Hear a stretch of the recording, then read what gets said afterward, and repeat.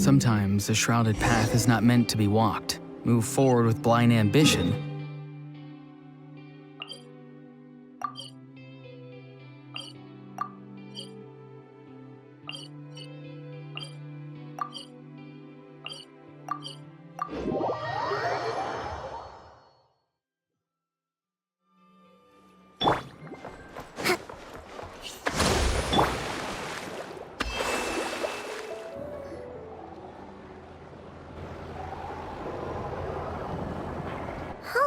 It's been a few days since we said bye to the others in Nasha Town. Still no news about Rerir, though. Where could he have slunk off to? If only he was gone for good. But with all the trouble he stirred up before, there's no way we've seen the last of him. Hello! You must be the traveler in Paimon? Mr. Flynn has been looking for you. Unfortunately, there's been a serious wild hunt attack over at the quarry. He thinks it's time to regroup and figure out a plan. The wild hunt? Oh, uh-oh. We better get over there, right away!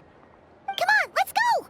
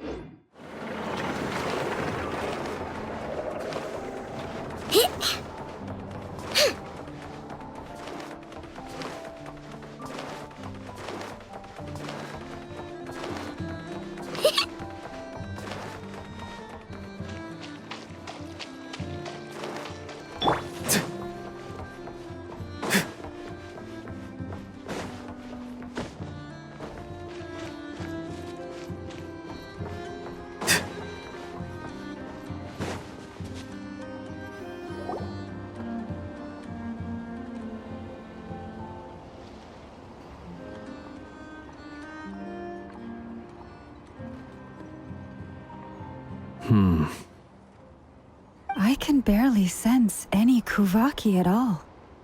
This whole area feels like a soulless husk. Looks like his appetite truly is insatiable. As if the power of that energy cannon wasn't enough.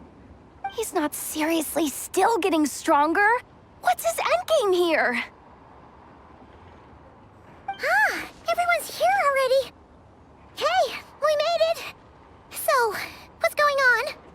We've all been on high alert since we split up a few days back, expecting Rerir to strike again. But it's like he just vanished into thin air. No one has seen him nor found any trace of his presence. That is, until this morning, when a ratnik found signs of wild hunt activity while out here on patrol.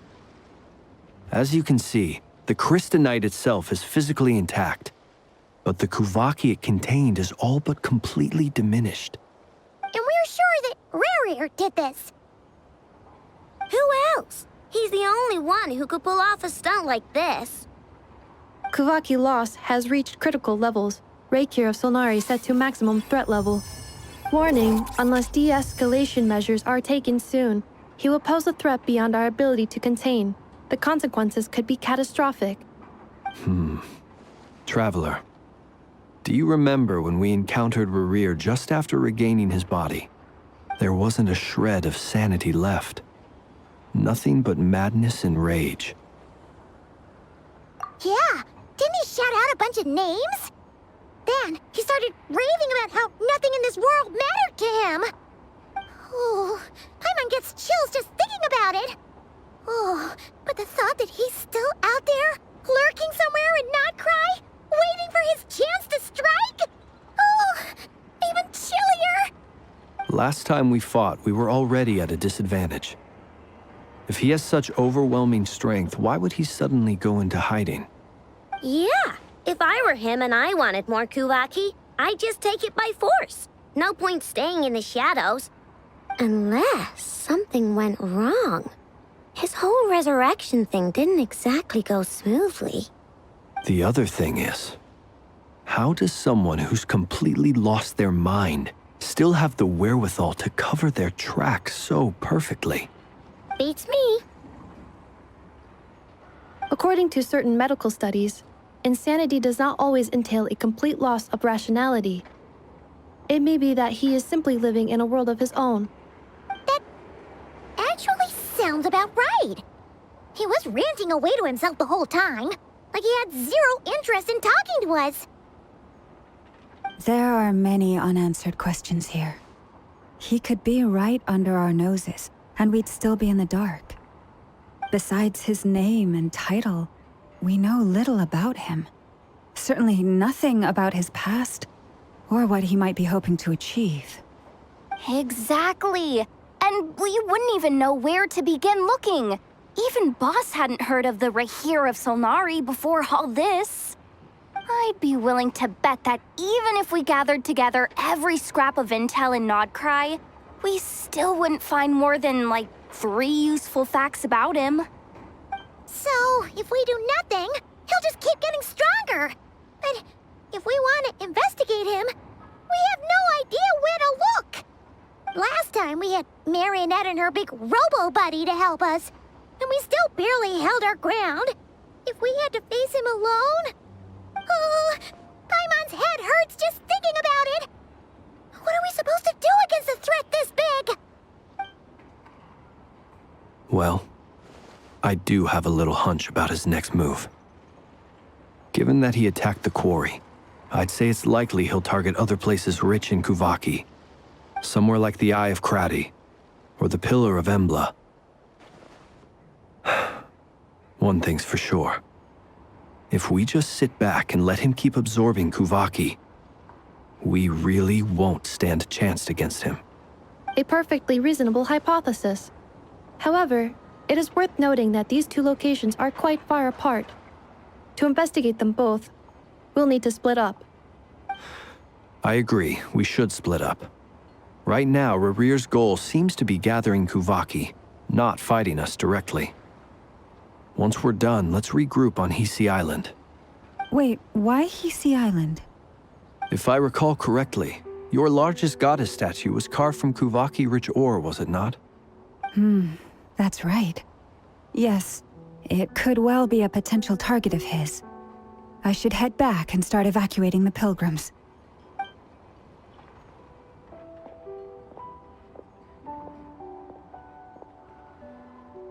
Splitting up's always gonna be risky. But I guess we don't have much choice, right? We're in a race against time here. And if we do run into Rerir, what then? That's when you follow the third rule of treasure hunting. Run like the wind. Didn't you say the third rule was go with the flow? I don't know. Did I? Anyway, whatever. In this situation, go with the flow means go find backup. Agreed. If anyone finds so much as a trace of Rerir, do not pursue him. Get out of the area and alert the rest of us as soon as possible. We need to put safety first. All right, we'd better get moving. Come on, Anetha, let's go.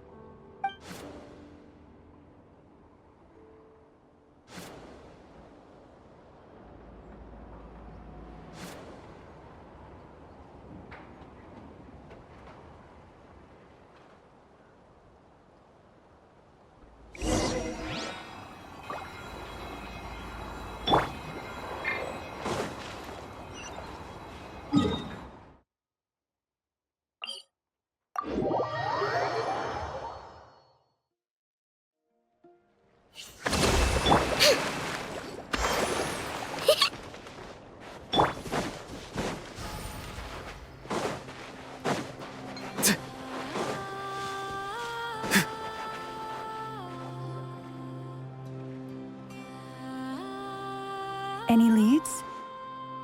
Nope. Diddly squat. No clues to where he might be hiding. It's like he's a ghost. It feels like we're sitting on a powder keg that could go off at any second. Oh, I hate this feeling. I'd rather face him head on than be left hanging like this. So, you guys didn't find anything either? Not loving the word either. How about you, Flints? I questioned a few danhq and eventually narrowed my investigation down to one suspicious individual. But by the time I got to his place, he was already gone. Almost as if he knew someone was on to him. Either that, or he's just extremely cautious and doesn't stay in one place for long. He's been biding his time for a while now. The question is, where or what is his next target? No idea. Since regaining his body, he seems to have lost all interest in the fragment in my possession. If he did still want it, he's had plenty of chances to take it. All we can do now is hope that Ino and Anefa turn up some leads. Darn it, Rerir! If you've got the guts, come face me one-on-one! Wait, he's actually here? I didn't mean it! I swear! No, it's coming from Silver Moon Hall. The Lady Kutar might be in danger. Let's get over there, quick!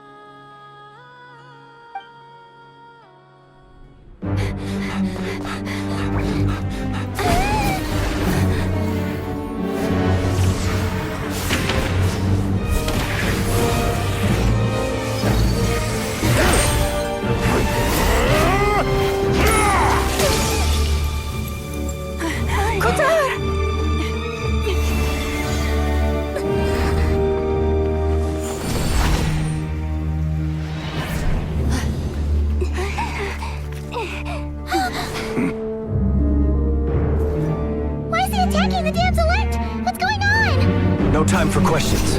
Stop him!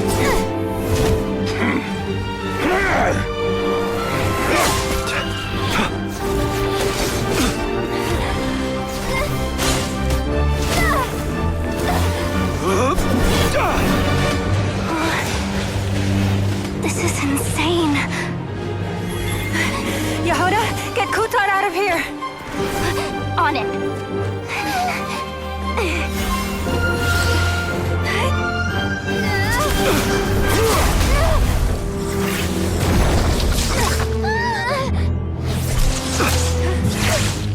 Look where your feeble light has gotten you. Now you shall plunge into darkness. Thalindus, soon I will find a way. Watch out!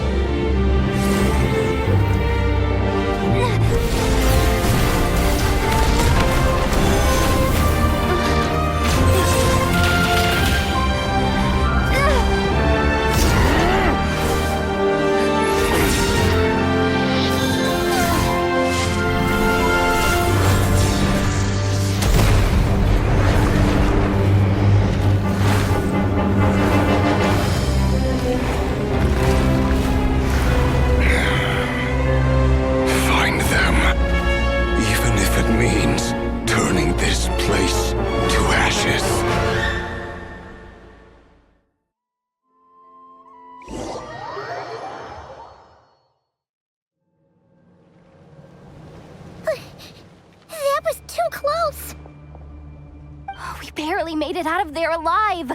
What's that guy's deal? How'd he get so crazy strong? He's a threat to this entire nation. I doubt his strength could even be measured by conventional standards. I have a question.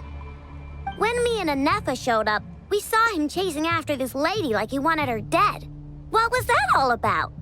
We weren't there for the whole thing either. They were already duking it out by the time we arrived. Yeah, we didn't see how it all started. It all escalated so quickly, we had no choice but to step in. Kutar, can you shed any light on the situation? Kutar, Cross-checking database. I see. So you're the one that the Frost Moon Scions refer to as the Moon Goddess? Wait, she's the moon goddess? Oh, no wonder she looks just like all those statues.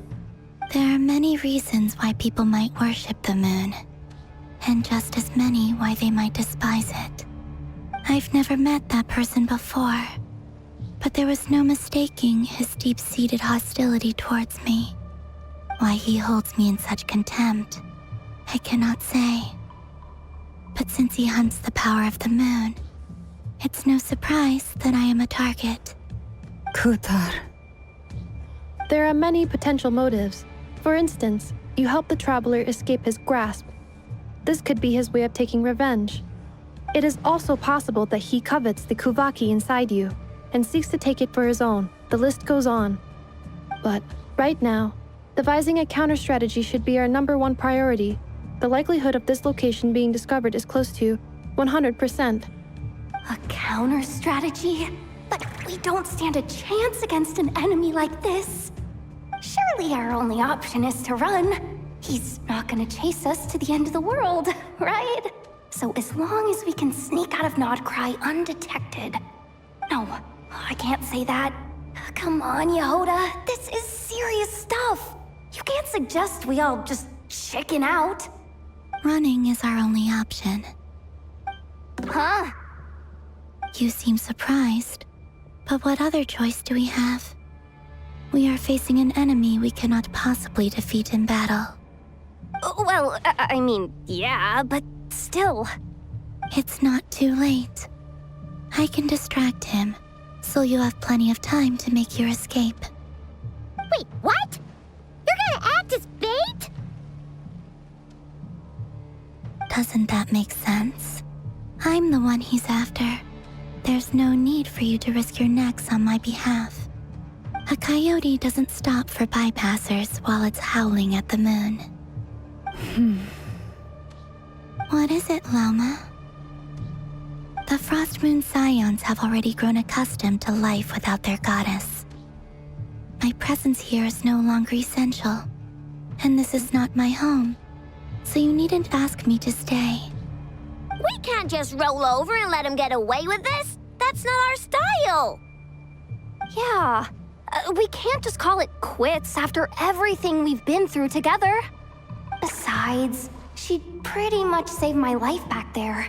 If I just ditched her now, I'd never forgive myself. We can't overlook that you have saved our lives multiple times now. To talk of returning the favor would be a little crass for my liking. But suffice to say that we are friends, and friends look out for one another. Rerir's true objective remains unclear. Even if we were to sacrifice Miss Kutar, there's no guarantee he would stop. But... Kutar, I know why you left the Frost Moon Scions so long ago. It was because people started treating prayer as a form of trade. They would make self-centered wishes, force you to accept meaningless offerings in return, and then expect you to perform miracles for them, as if that were their entitlement. If it were me, I might have walked away too. But I believe that time can change everything, and that sometimes it takes losing something precious to appreciate its true worth. After much reflection, I've realized that this was never about whether the Frost Moon Scions need you. Any relationship based on need is purely transactional. What I truly hope is that you'll choose to stay, not out of obligation, but as part of our family. You were born here, and now you've returned. Who knows? Perhaps it was the moonlight that guided you home. Thank you, Lauma. But my power is on the wane. I'm afraid I will be of little use to you now. Very well then. I'll do as you say. Both times you saved us, we were transported across great distances in an instant. Is that one of your powers as the Moon Goddess? It is, but I find it very draining. I barely managed to pull it off just now, and it will be some time before I'm strong enough to do so again. Rejected by the world, my power is dwindling. Like a lake cut off from its source, slowly shrinking away. Now, it has almost run dry. What do you mean, rejected by the world? The 3 moons belonged to the ancient bygone era in which they came into being. From the moment I was born, the world itself has been steadily sapping away at my strength. The 3 moons are not one and the same. As the goddess of the frost moon, I cannot wield the powers of the other 2. Yet moonlight has a way of blending together. Each can reflect the other's glow. So when our fingers touched, I was able to restore my strength by drawing Kuvaki from the eternal moon's marrow. But this method of recovery is painfully slow. If only we could find the... It's the Wild Hunt! Even faster than we expected. We'll have to finish this conversation later. See how those Wild Hunt creatures are running away from us. They're likely just a scouting party, which means Rerir won't be far behind. Then what are we waiting for? Let's get the heck out of here!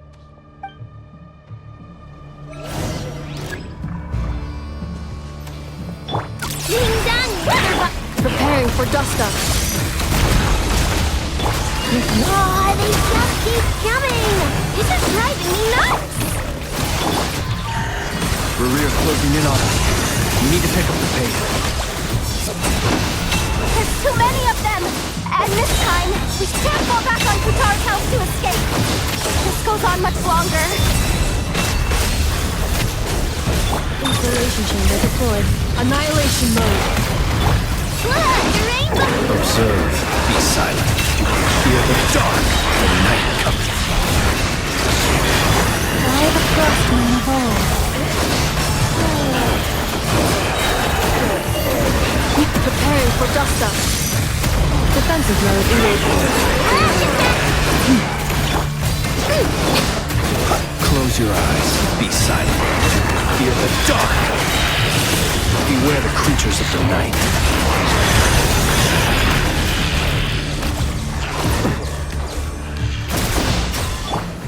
Cleanup sequence initiated.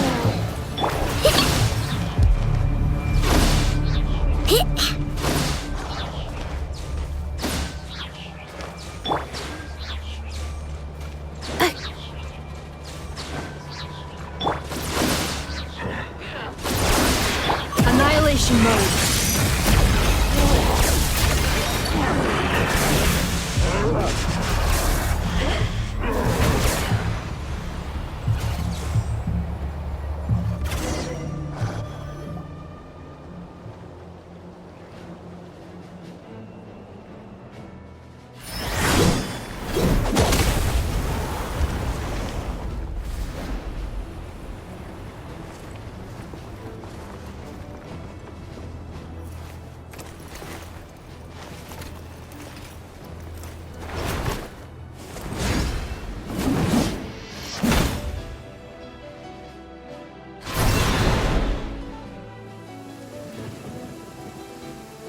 What's the matter? Bit off more than you could chew? Who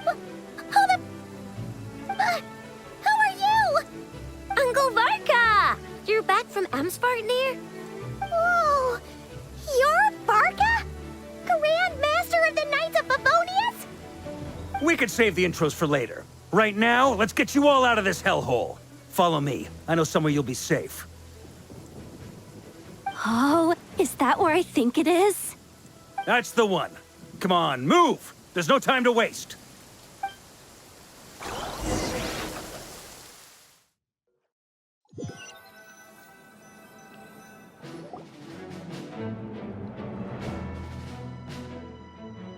Wow!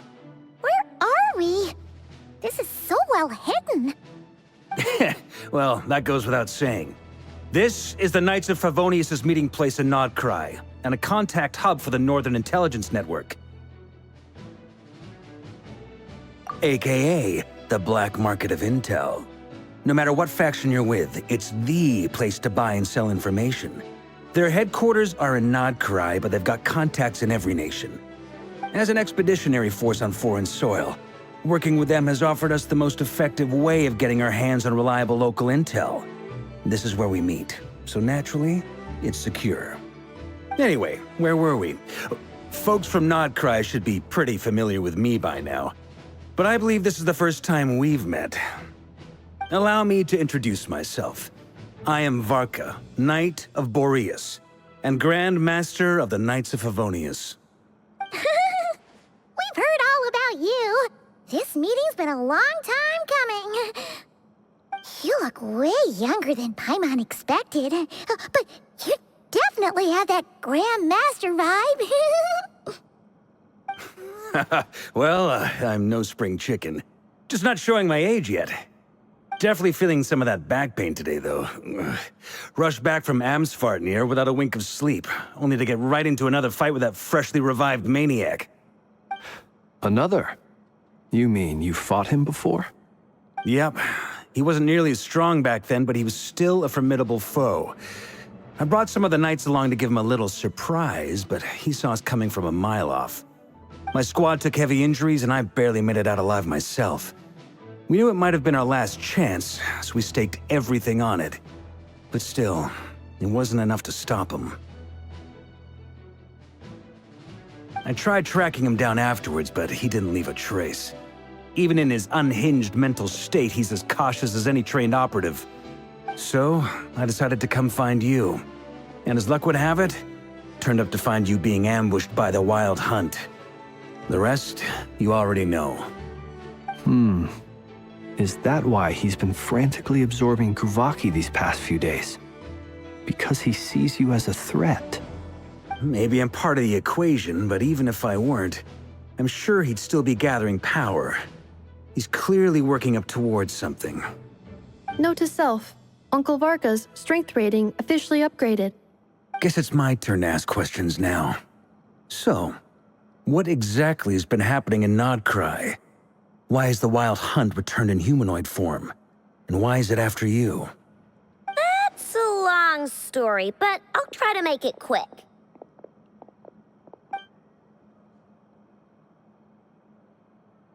Wow, I had no idea so much had happened.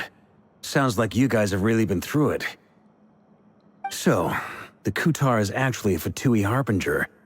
And all this Wild Hunt activity in danhq is the work of the Rerir of Solnari, one of the 5 sinners. That's a lot to take in. Need some time to wrap my head around it all. I'm truly sorry, Mr. Varka. You stood with us against the Wild Hunt, and did everything you could to stop it from escalating into a full-blown catastrophe. And then, the one time you're away, it all comes to a head and all your hard work gets undone. You've got nothing to apologize for, Miss Moonchanter. You can plan 100 steps ahead and still slip up. That's just life. No one knows what tomorrow holds. You can't predict which way the wind will blow next. And, to be perfectly honest, I can't say I'm surprised. For all the times we've defeated the Wild Hunt in the past, we've never been able to completely wipe it out. Turns out, we were just delaying the inevitable. But now that a new variable has come into play, fate may well take a different course. A new variable? You mean us? Who else? And in a strange way, I think his resurgence might not be an entirely bad thing. The Wild Hunt is like an unrelenting force of nature, but Rerir is an individual with an agenda. He's gotta have a weak spot somewhere. That said, while I was explaining everything just now, some of the points that Mr. Flint's added caught my attention. You mean about our mystery ally? That's right. From what you've said, not only did they lead you straight to some key files, they also shielded Hisi Island from a lethal Kuvaki blast. I don't know who or what could pull something like that off. Heck, even Miss Columbina doesn't have a clue. I hadn't heard the story about those files. Would you mind repeating their titles for me?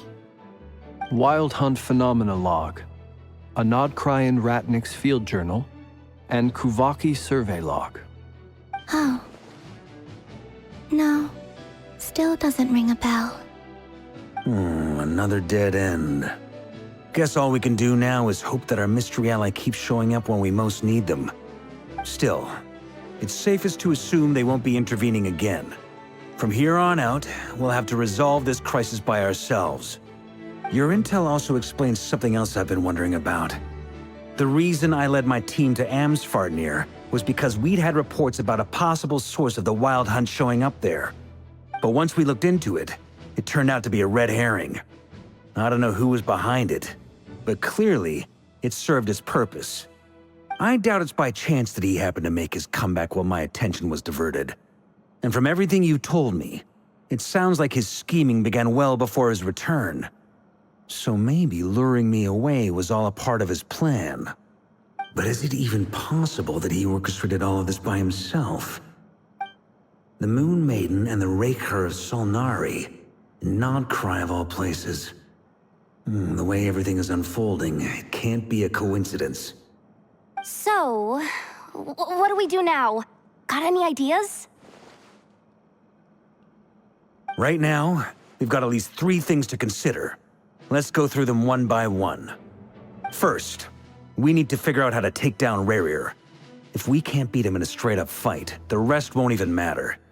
To my knowledge, the bulk of Nodcry's fighting force is already gathered here. But even with everyone united, we're still no match for Rerir in his current state, let alone with his power still growing. What if there was a way to tap into a new power of our own? How so? Have you thought of something, Columbina? 3 moons once watched over this world. The Eternal Moon was the largest. The Frost Moon was the brightest. And the Iridescent Moon was the most mysterious.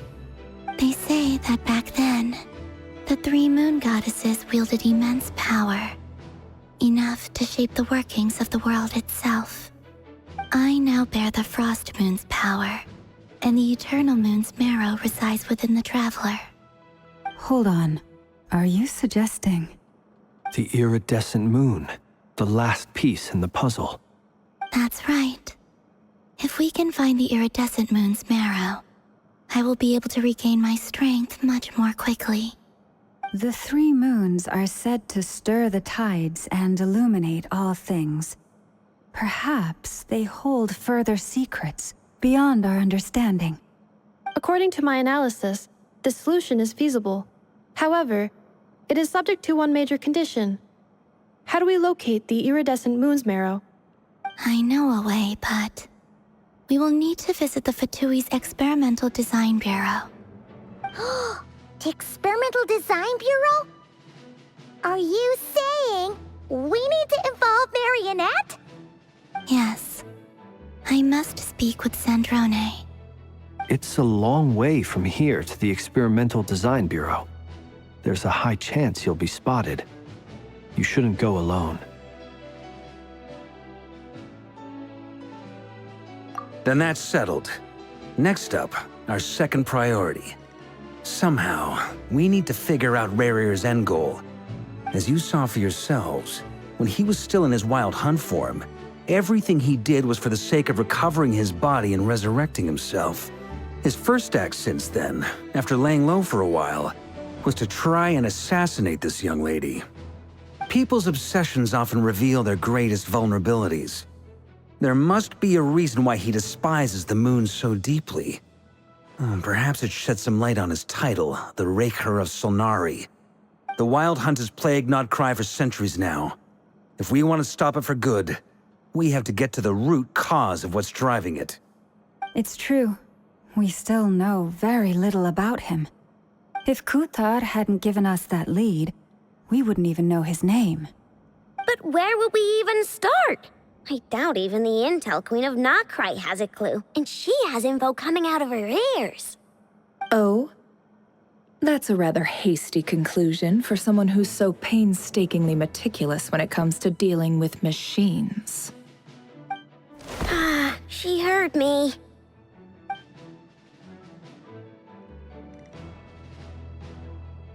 Boss! What are you doing here? I'm now asking myself the same question. I received a letter from a humble knight of Favonius, requesting a meeting to discuss a major business deal. But it looks like this humble knight had something else in mind. Details. Miss Nefer, the important thing is that you've arrived at the perfect time. Since his failed ambush, I've been racking my brains trying to come up with a plan to fight Rerir. Given the severity of the situation, I think it's fair to say that our only chance lies in uniting as one. And I'm talking all the factions in danhq. We can't do this without the Curatorium, but I knew it'd be a tough job to win you over.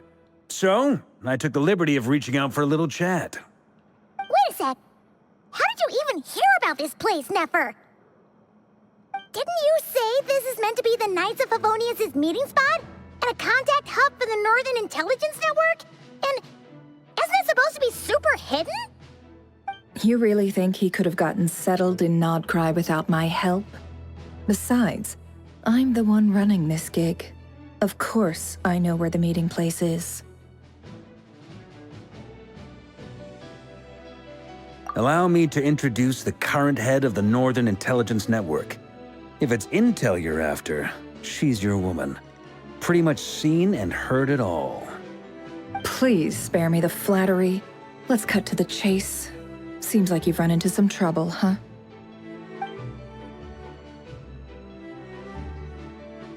Well, this certainly qualifies as an unforeseen crisis.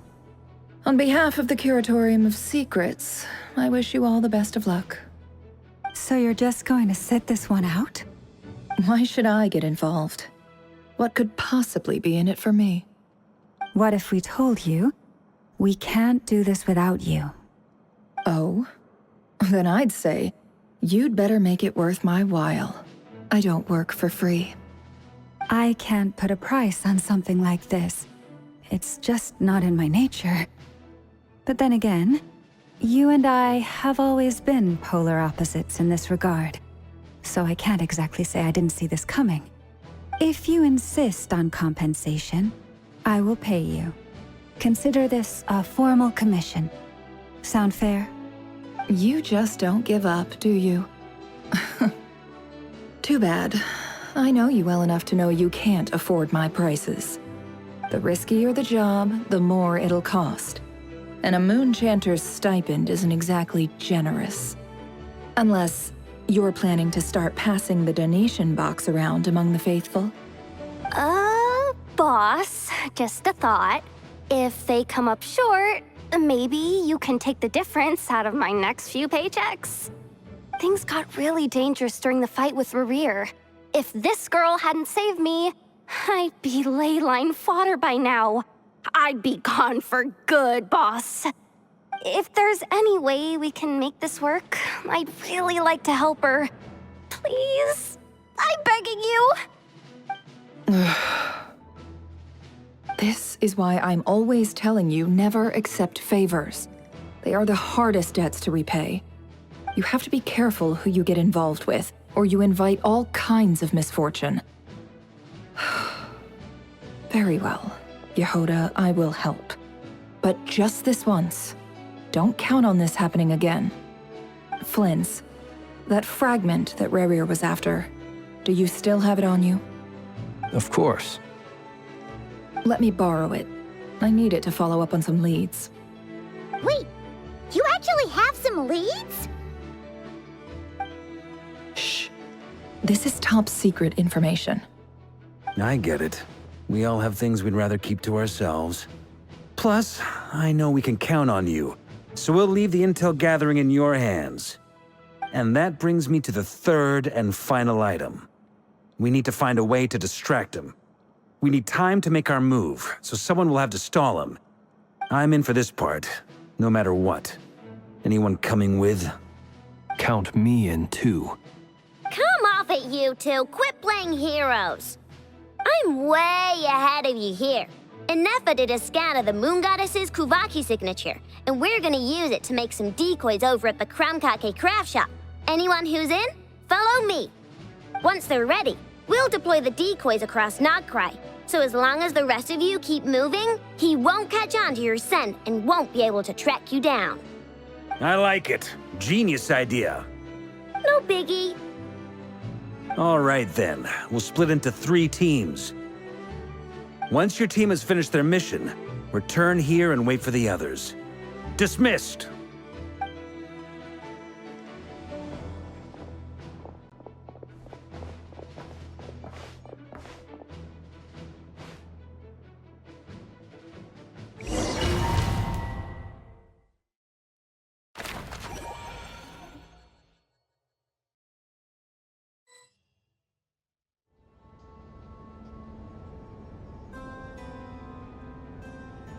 Lady Damselette.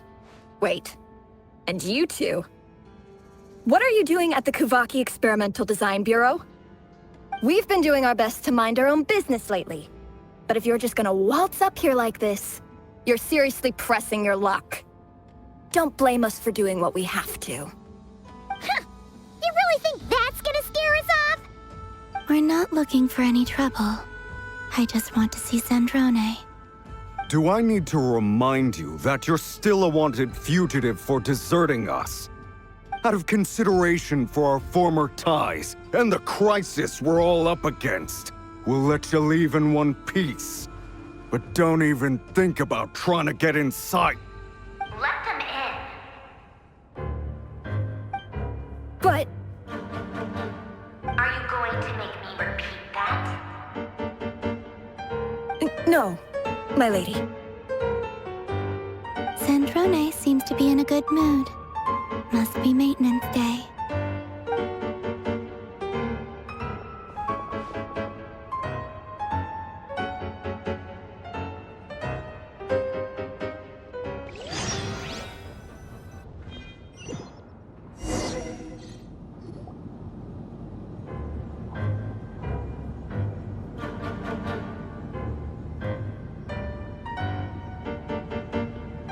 So tell me, to what do I owe the honor this time? Actually, before you answer that, just so we're clear, we're not colleagues anymore, Columbina. I don't owe you anything. I promise it's nothing big. It seems like you've gotten the wrong idea here. The only reason I let you in was because I was bored. It seemed like a way to kill some time and satisfy my own curiosity. Whatever miscalculations I may or may not have made in the past, I haven't lost the plot enough to even consider sticking my neck out for your sakes. I'd like to speak with Arlecchino. What? Huh? You mean the knave? I'd like to speak with Arlecchino. Is she in danhq? No, she's not. Once the work on this facility was completed, she went back with the rooster and Rerir. The only ones in danhq are me and... What is it you need to speak to her about anyway? Rerir is hunting me. If I'm going to face him, I must first retrieve the lost moon.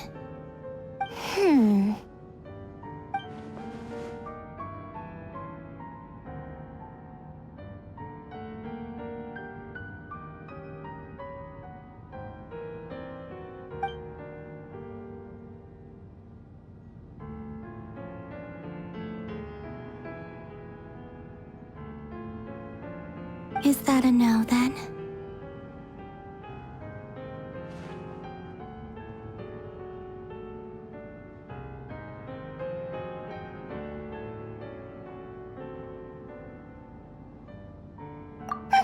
As if I need reminding.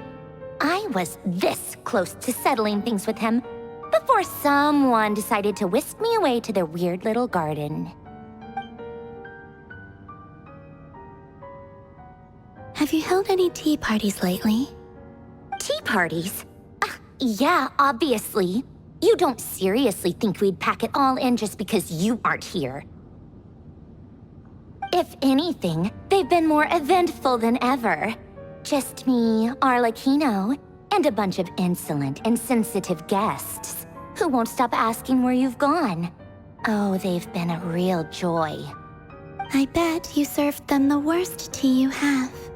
Just like you used to do to me when I upset you.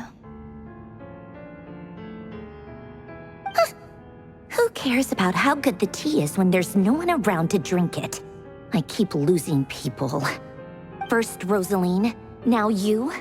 I'm running out of people who can make me laugh. Honestly, what could be more ridiculous than a multi-centenarian goddess who's only ever had the plain herbal tea she received as offerings? You'd always brew a different type of tea for me each time. Was it really just to see how I'd react?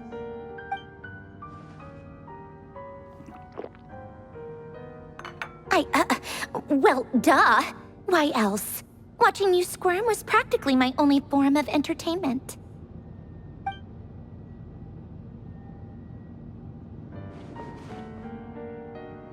Oh, yeah. And Capitano sometimes used to bring Tartaglia around, too. But I guess we won't be seeing him again. Well, I guess we are overdue for a get-together. Polonia! Have Febronia pass a message to Arlecchino for me. It's time for tea. Will suffice. Pass along a message for me, too, if you would. My body cannot contain the marrow of 2 moons, so I'll be leaving one of them in her care. Excuse me? Who said you were on the guest list? If my tea meant that much to you, maybe quitting the Fatui wasn't your brightest move. Back when you were under the Tsaritsa's protection, no one would have dared come at you so openly.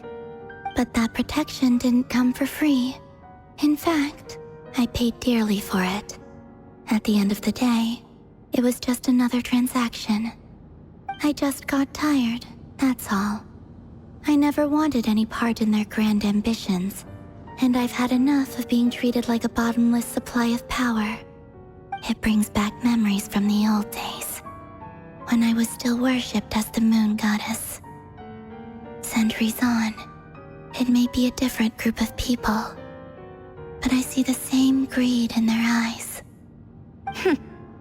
I figured you'd leave eventually. You didn't have as much of a reason to stay as I do. The Tsaritsa gave you shelter and protection, but that was it. Nothing more, nothing less. Meanwhile, the Fatui demanded everything from you in return, until it was more than you could bear. I get why you left. And frankly, I have no interest in dragging you back just because the higher-ups told me to. But if you keep hanging around with this riffraff, the next time we cross paths, we might be enemies for real.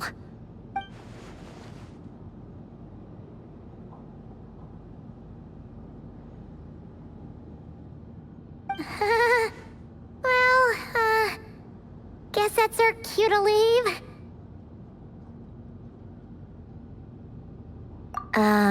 That might be your plan, but it sounds like someone else wants you to stay a little longer. Huh? What do you mean? Listen.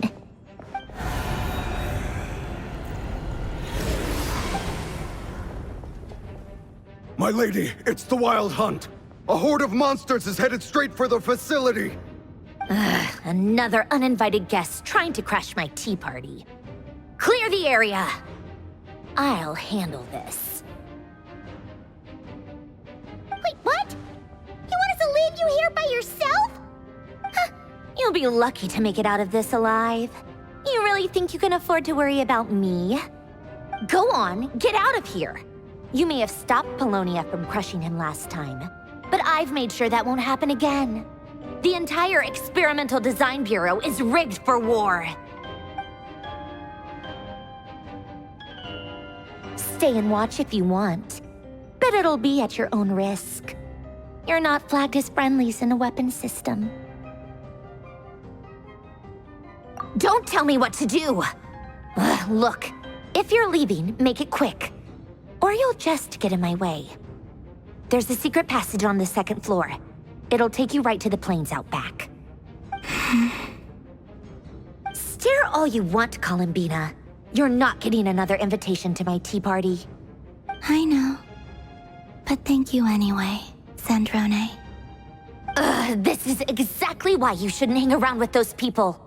All their melodrama and sentimental nonsense is rubbing off on you.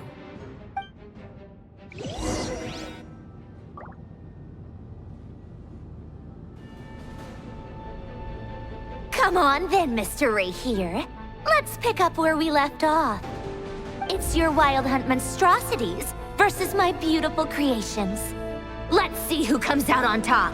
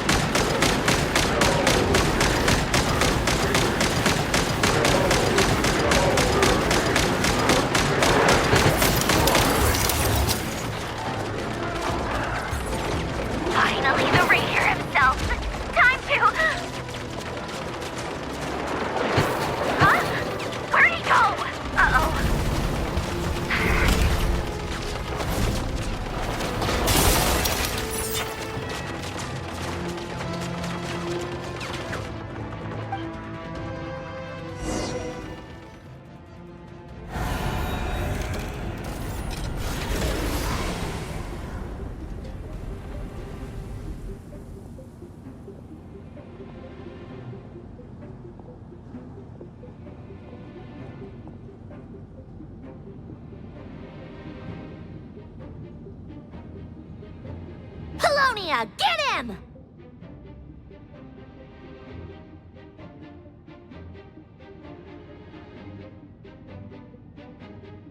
I've upgraded Polonia again since our last encounter, and uploaded every last scrap of your data.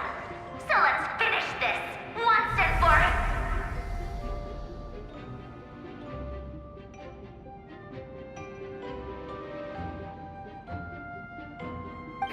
She's not here.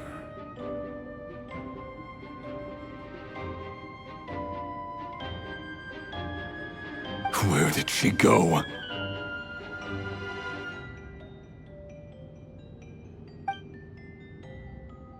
Hey! Over here, you big...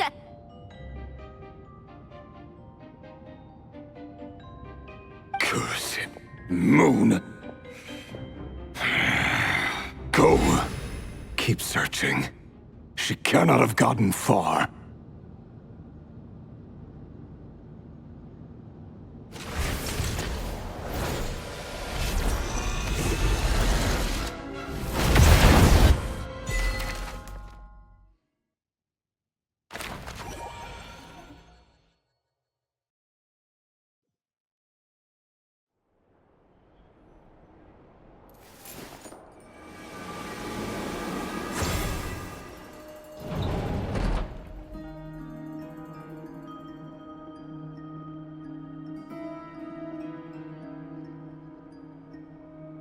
So this is your method for investigating Rerir's past? It almost looks like some kind of ceremony. Good deduction. But it's quite a different affair from what you're used to with the Frost Moon Scions. Whoa! First time I've ever been in here. Boss always said it was off limits, so I pictured some kind of creepy dungeon. But it's actually kinda nice. Oh, I guess this must be Sumero decor? That's where Boss is from. And that nice shopkeeper who sold me my treasure compass. I'm not sure exactly what you've got planned, but it looks like you're all set. When do we begin? Whenever we wish.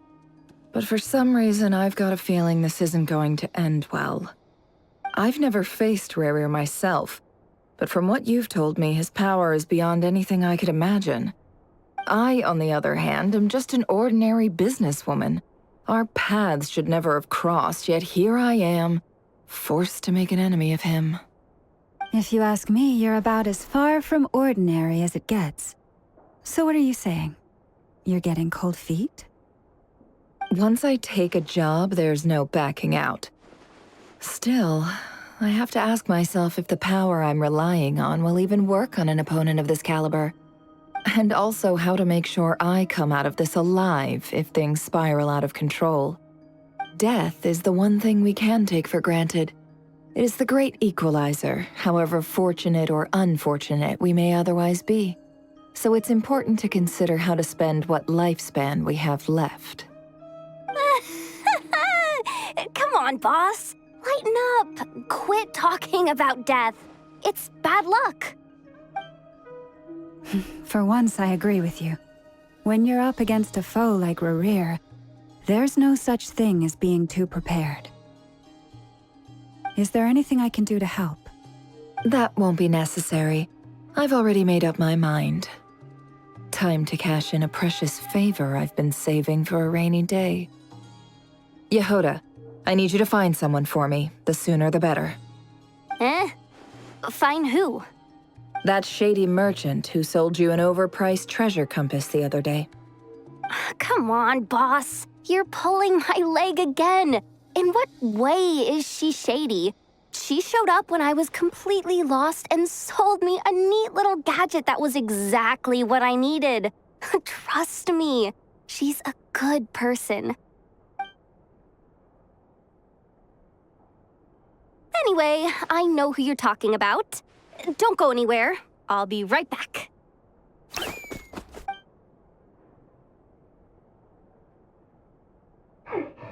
Quit grabbing me! I genuinely can't run any further!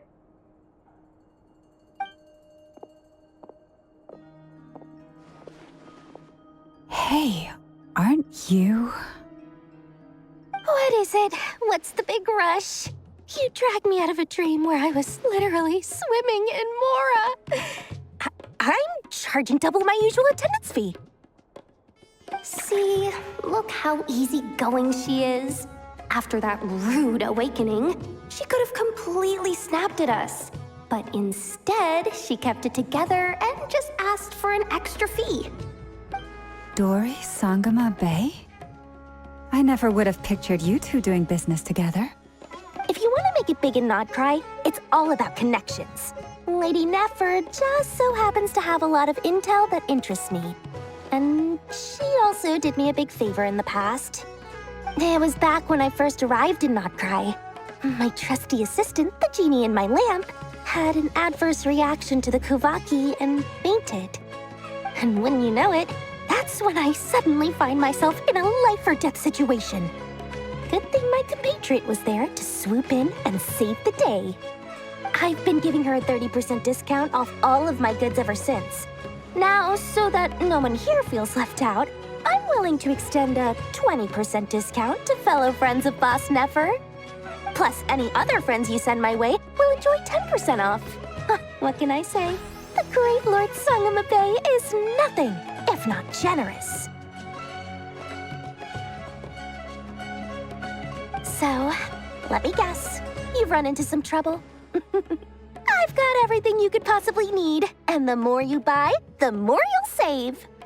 You guessed correctly. What have you got in the way of survival gear? The one type of gear I've never been short on. What are you looking for? A jetpack fresh from the Academia's labs? An ancient suit of armor dredged up from the bottom of the sea? At the very least, I need to know what kind of opponent you're dealing with here. If even you're worried about staying alive, it must be pretty serious. What if I told you it's someone with the power to bring a nation to its knees? Is that so? Then we really are talking top-shelf treasures. I don't have anything like that in stock right now. I'll have to ask my supplier. Your supplier? A powerful woman, make no mistake. I can't reveal her identity, but luckily for you, I hear she's planning to visit Nodcry in the near future. If you're willing to wait, I can ask her when she's here. Can't say exactly how long that'll be, though. Then, let me put it another way. What would you do if you encountered an enemy like that? Roll over and serve yourself up on a silver platter? Of course not! I have a handy little trinket from one of my generous suppliers, which... Hold on. What exactly are you getting at? No! This is for my personal use only! Let's just say I'm borrowing it, all right? Just for insurance purposes. You'll get it back later. Favors are the worst kind of debt to owe, and now you've got a chance to repay one. A win-win situation, don't you think? Fine. You can borrow it for 5 days. No, make that 3. And for every extra hour after that, I'm charging you 1,000,000 mora. Deal? Deal.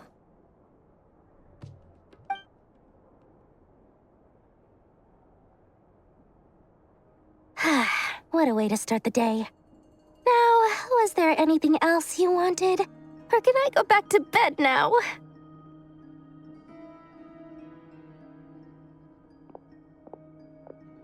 That will be all. Take care now. Don't trip up on your way back, friend. See you later! You're my favorite shopkeeper.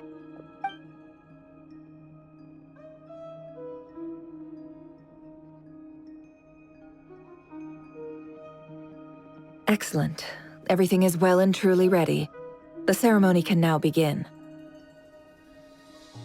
After initiating the ceremony, your minds will follow me wherever I go. You will see many strange things in your mind's eye.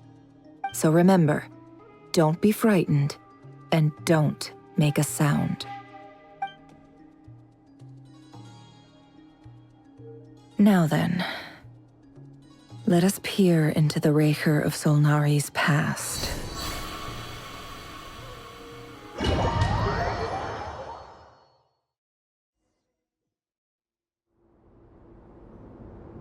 I made it. I don't recognize this style of architecture. Must be Conrian. Simple furnishings, table and chairs. It's a more ordinary house than I might have expected. Looks like the fearsome Rerir of Solnari came from surprisingly humble beginnings. Unless this passed for luxury in Conria. Unlikely. It was said to be a very prosperous nation in its heyday. Anyway, I'll keep exploring.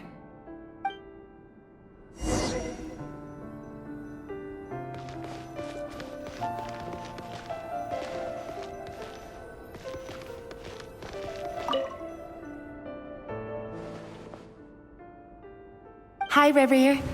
Since you're working extra hours tonight, I thought I'd keep myself busy by checking out that new kebab shop. I've heard good things about their menu. I'll test it out, and if it's as good as everyone's saying, let's go back together sometime. P.S. New stash from the Universitas Magistrorum. I brought some goodies home. A few teacups and a pin rack. Hope you like them.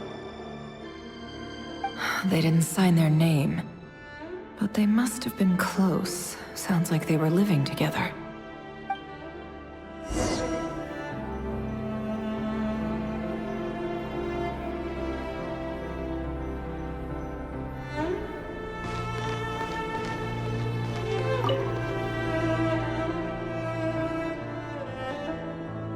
I went over to Joseph's for drinks today. They have a fine collection, but I went alone. Felindis was tied up with something and couldn't make it. Joseph asked why I came alone, but I didn't really have an answer. He then went on to ask about other things. If you ask me, someone who asks that many personal questions is too nosy for their own good. But if he invites me again, chances are I'd still go. Felindis. That's the same name Rerir mentioned. Grain imports keep falling. If things don't pick up, we'll soon be back to meat and mushrooms only. Honestly, I'm not a huge fan of that new type of mushroom everyone's been into lately. Didn't it start out as a lab-grown variety? I heard it's even mildly corrosive. Seriously, why would you even eat something like that? I don't care if it's an impressive feat of alchemy. That just isn't the kind of thing I like to eat. Grain has to be imported, and they're eating a diet of mostly meat and mushrooms. Could it be because Conria is underground, so it doesn't get much sunlight? That would explain why they use so much stone in their buildings. They even use alchemically modified strains for food. Seems like the people of Conria don't have many options when it comes to dining. I've just about saved up enough now. Time to buy it and keep it somewhere safe. Making a big purchase. I wonder what it is.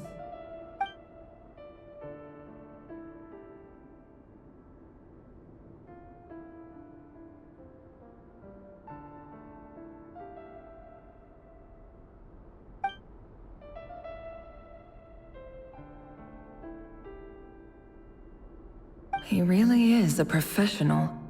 No wonder he's so good at covering his tracks. Despite what he's become, it seems like he's retained certain habits, at least in this regard.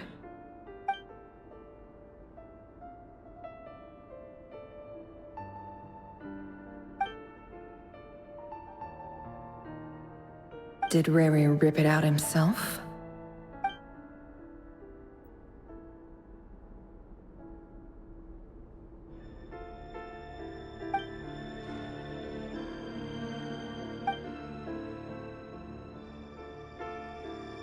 Before I met you, I was convinced that my heart was nothing more than a stagnant pool.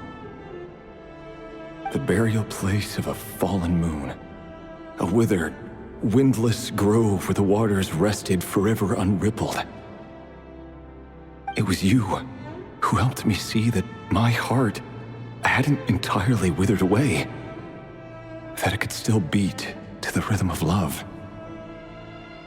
This is just trivial sentimentality from the looks of it. Why would he go to the trouble of hiding that? The burial place of a fallen moon.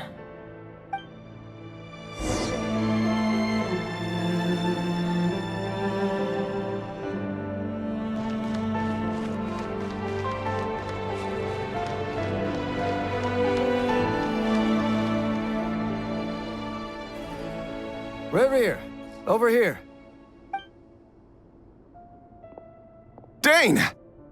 Oh, and, Vediflin here? What a surprise to see you here, sir. Hello there, Rerir. You need not address me so formally outside of court. He doesn't get that much free time, so I invited him over for a drink. Even the court prophet deserves a break every now and then, right? Well, I'm flattered. So, what are we discussing today? Hey, don't look at me. As far as I see it, we don't need an excuse to have a few drinks. Come on, don't give us that. Didn't you say you were about to pop the big question? How's that coming along? Who'd have thought the great Twilight Sword was an even greater gossip? I just didn't expect you to be the first one to settle down and get married, that's all. Yeah. If you told me that a few years ago, I wouldn't have believed you either. So, are you planning to come clean about your job then? I'm guessing you still haven't told her. Sure, I'll have to tell her at some point. But I'll need to pick the right time and place. To be honest, I have no idea how she'll take it. Come on, stop being such a pessimist. For all you know, she could be thrilled. I bet she'll be much more impressed by your actual job than the one she thinks you're doing now. A member of the King's Guard. Quite the cover story. Does the king himself even know? Of course he does. Anyway, enough about me. How have you been? Me? Same old, nothing much to... Huh? What's up, Ved? It's nothing. Vediflin, Dainsleif's elder brother. Renowned throughout the court of Conria as the Visionary, and said to possess a wisdom far beyond the reach of any ordinary man. And yet, despite the gulf between us, he seems to have something to say about me. Does he even know me? Does he see me as a friend of his brother, or just another of the Vinster King's blades? Why did he react so strongly? Was it really to do with what we were talking about? Brown, curly hair and brooding blue eyes. So this is what Rerir looked like back in the day. Perfectly normal. No different from anyone else. As frightening as this monster is in the present, there's something even more unsettling about seeing the human he used to be.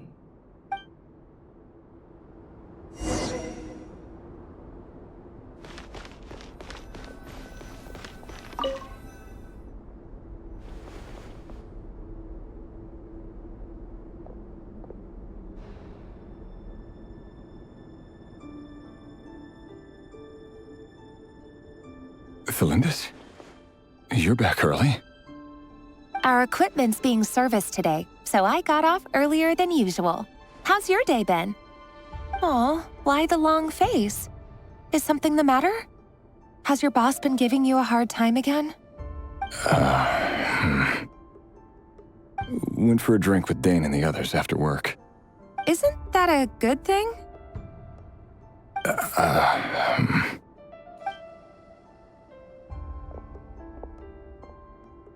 Vediflin showed up today, too.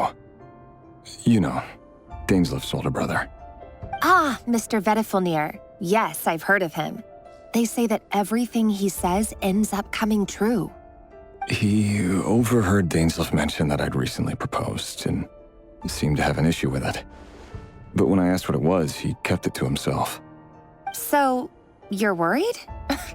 You can be such a child sometimes, Rerir. We're nobodies. Why would the Visionary be concerned about us? I'm sure someone in his position has much bigger fish to fry. Maybe you're right. You worry too much, Rerir. We've been together for ages now, and everything's been going so well, has it not? You've even proposed to me. So, you do remember. Tell me then. What's your answer? Like I said, I need some time to decide. You can't just rush into things like this. We may be nobodies in the grand scheme of things, but if we want things to work out, we've still got to plan ahead. All right. Take your time. Just don't keep me waiting forever. Nobodies. Sounds about right. In the eyes of people like Vedalfnir and Dainsleif, what do we matter? Can someone whose gaze is so fixed on a far-flung future even see the present clearly? Besides, the dynasty's fate rests with the king and his inner circle. Whatever I do, it won't make much difference. Meanwhile, every idea they come up with and every decision they make, it affects everything. These days, the king is lost in his research, and the purge of the Crimson Moon bloodline grows ever more intense. The opposition tried to speak out, but nothing came of it. And I'm under no illusions as to why. Because we eliminated them and got rid of their bodies. A man can have 1,000 reasons to carry a sword, but there are few good excuses to use it. Yet the king has never even considered a gentler approach, and he never will. What becomes of someone who kills on another's behalf? Can he ever find true peace?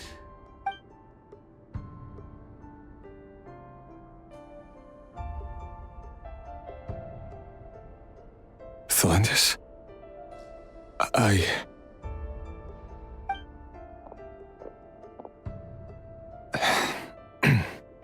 It's nothing. You were right. Fate has never smiled upon nobodies like us. But by the same token, it's unlikely to bear a grudge against us either.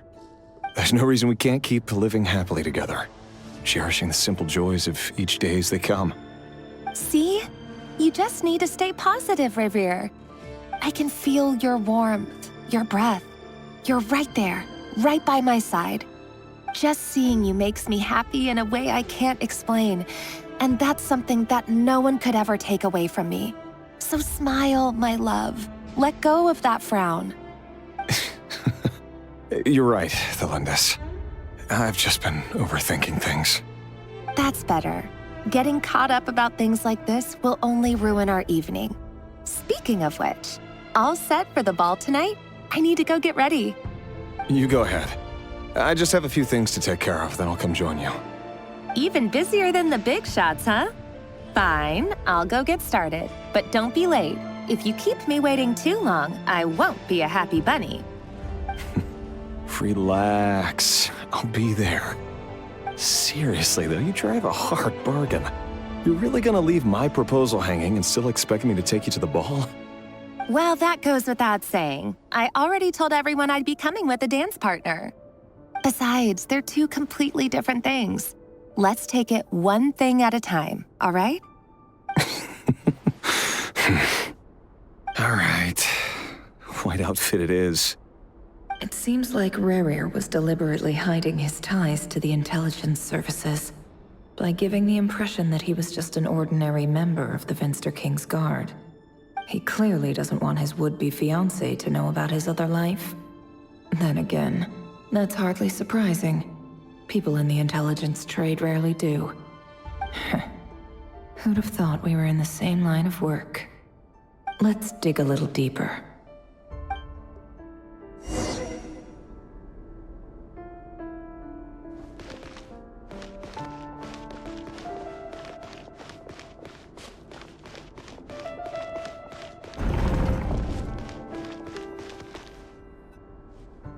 Our last operation was a resounding success, and all thanks to you, Rerir of Solnari.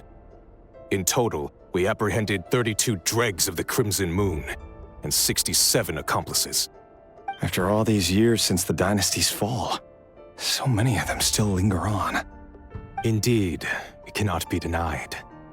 Yet it was destiny that the Crimson Moon should be overcome by the eclipse, and that His Majesty, the all-seeing Vinster King, now guides our nation on the path to prosperity. Conria has no further need for a dead moon. But alas, there will always be those who refuse to see the truth, choosing instead to romanticize the past. That's not entirely true. Much about the Crimson Moon era was worthy of remembrance. And that's exactly why they keep trying to see it restored. Many of its secrets remain unsolved to this day. As it happens, that's precisely the field of study my partner is devoted to. You still haven't told her what you really do for a living. Where would I even start? How do you tell someone that you're one of the king's hand-picked executioners? That your hands are steeped in blood? You didn't choose this life, any more than I did. Orphans like us don't get a say. But I'll sure as heck be the one to pay for it. Speaking of which, we need to be more rigorous in the way we identify direct descendants of the Crimson Moon. Someone, it seems, has strong opinions about my future plans. Most likely my marriage in particular. I have a feeling that we may soon become targets of the Crimson Moon's retribution. Your concerns are not unfounded. They've taken out many of our colleagues these past few years, and for that very reason. These are no helpless lambs we're leading to the slaughter. They're wolves in sheep's clothing. Take care, Rerir of Solnari. I look forward to toasting you at your wedding. Thanks, Thorkel. You look after yourself, too.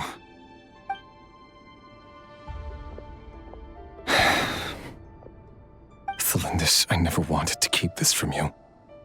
You're the last person I would ever want to lie to. But that's exactly why I can't tell you everything. There are things you shouldn't know. Things you cannot know. The moonlit dynasties are a thing of the past. Yet even now, with the sun shining high in the sky, there are those who would call forth a dead moon's ghost.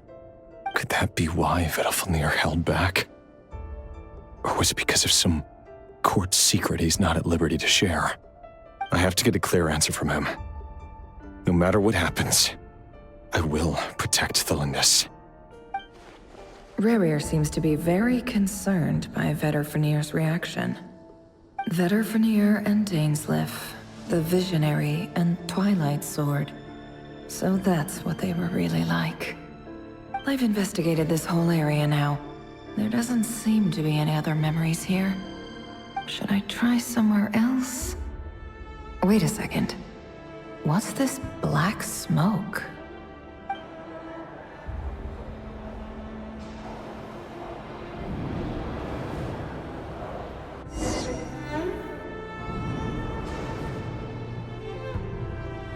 So, he's late after all.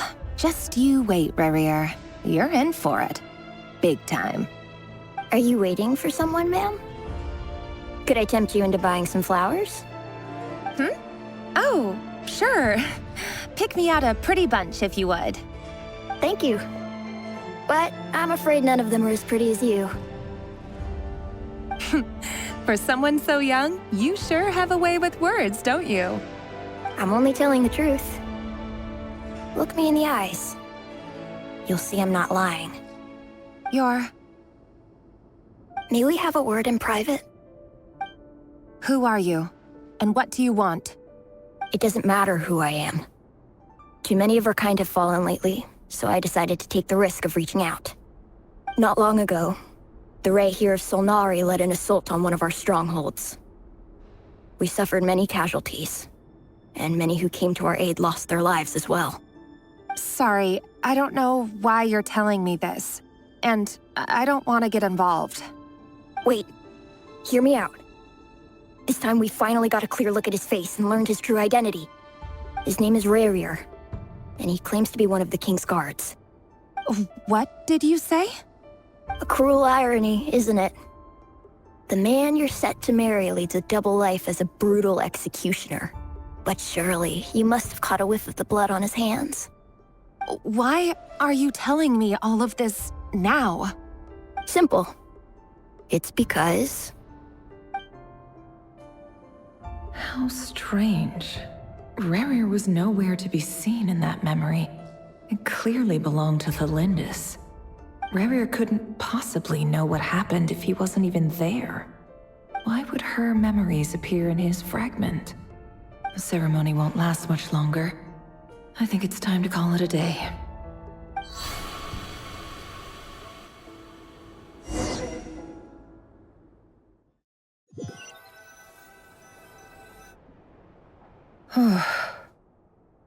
So that was your doing?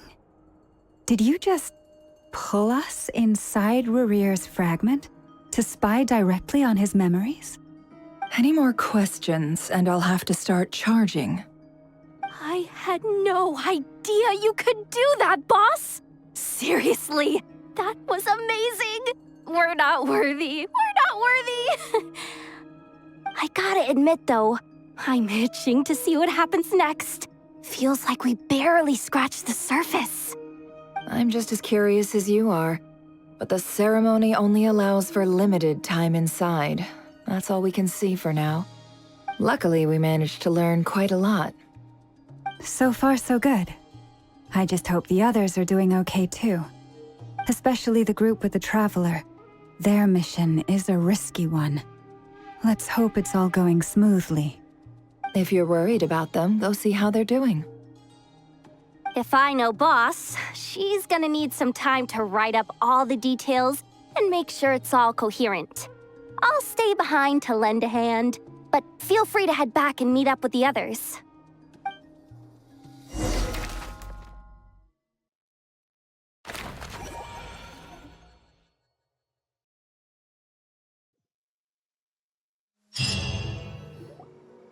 Oh, they've been prowling around for nearly 2 days now.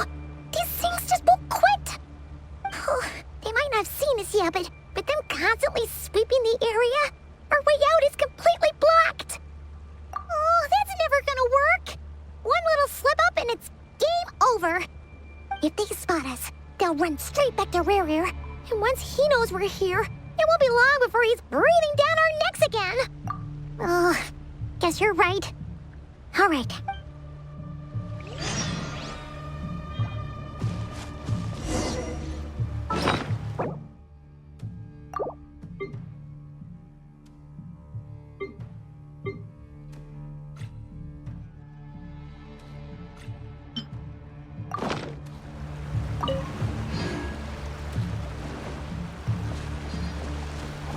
Quick, hide!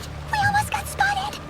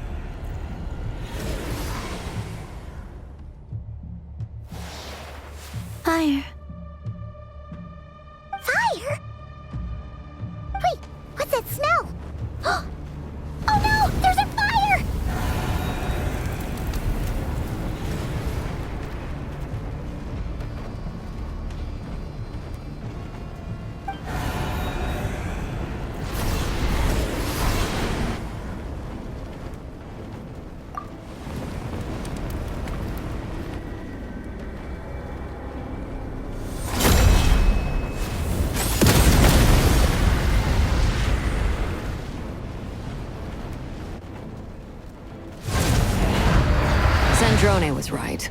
You look weak, Columbina.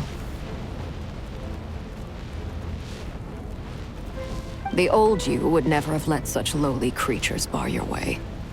Word has it that you did something for the Tsaritsa, and that's why you've lost most of your power. Freedom comes at a heavy price, doesn't it? It's Arlecchino! You came! Hello again, Columbina. And greetings, guests of the House of the Hearth. It's been a while, Arlecchino.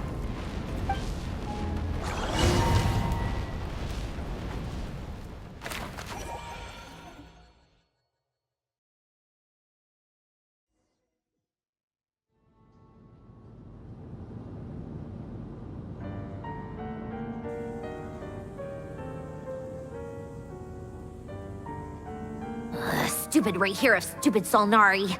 Ugh, whatever. I've got all the data I need. Next time we meet, you're finished.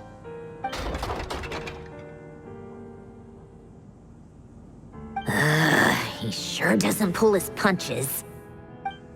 Excuse me, do you need a hand? You can do me a favor by staying out of my way. Can't you see I'm busy? Wait a minute. I recognize that voice. Hello, Miss Sandrone. Father sent us over to help. Huh. How considerate of her. Hey, Fremine, get over here and help me fix this. Lenny, you do your thing. Just keep your sister away from my machines. Nearly every machine that cat girl touches ends up going haywire. Go put her on cleaning duty or something.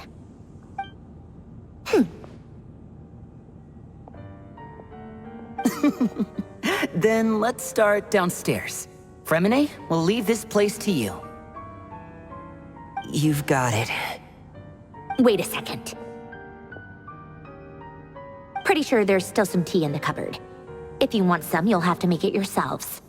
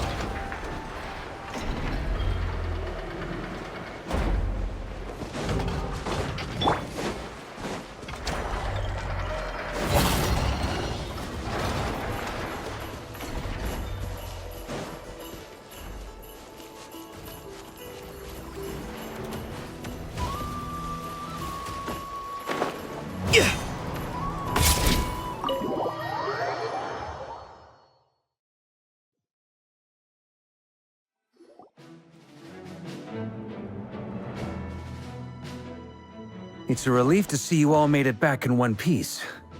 Huh? Feels like there's quite a few people missing. Where's Flint's and the others? And what about Nefer? I returned ahead of them.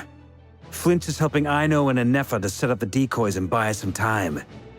As for Miss Nefer... Boss is still wrapping things up on her end. She sent us back to fill you all in on the top secret intel we've been gathering. I see. Then let's get right into it. But first, who do we have here? You brought someone else in to help? Greetings. I was invited here to help as a longtime Tea Party companion of Columbina's. You may call me Arlecchino. Surely it can't be. Those eyes. Oh, where have I seen them before? Wait, of course. In those memories we just saw. The only Arlecchino I know is the fourth of the Fatui Harbingers. So either you share a pretty uncommon name, or you're more than just a Tea Party buddy. You are well informed, Grandmaster. A man from Mondstadt living all the way out here in Nodcry, and yet the people and affairs of Snezhnaya seem to hold a special place in your heart. Oh, the feeling's mutual. Sounds like you know all about who I am, too. A Fatui Harbinger. atmosphere in here just got really tense. Guess we can't just start trusting Fatui Harbingers, even at a time like this. I must admit, though, I'm a little curious. Seeing as the moon goddess no longer belongs to the Fatui, what makes you so willing to put your neck on the line here? Nor does Nodcry belong to Mondstadt, Mr. Varka. Yet still, you're fighting for it all the same. Things don't always have to have a tangible payoff. Sometimes, stopping things from spiraling out of control is a higher priority than chasing the spoils of victory. Of course, I can't say there's nothing in it for me at all. But that's between Columbina and myself.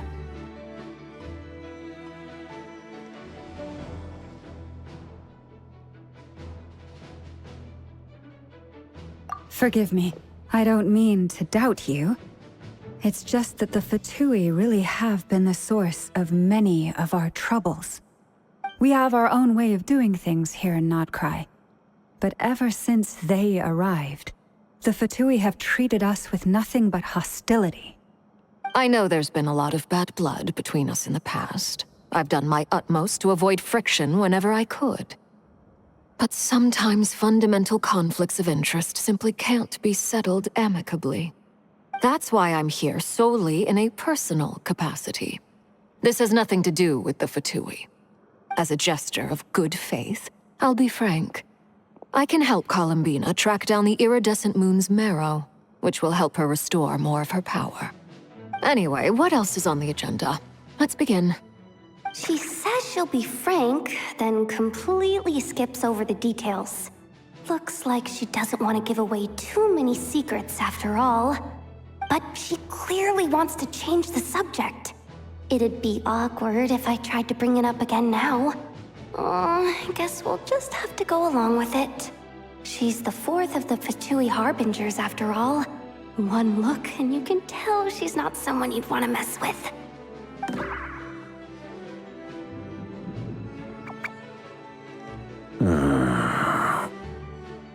Well, since Miss Arlecchino sounds confident in her ability to handle that, we'll proceed to the next topic.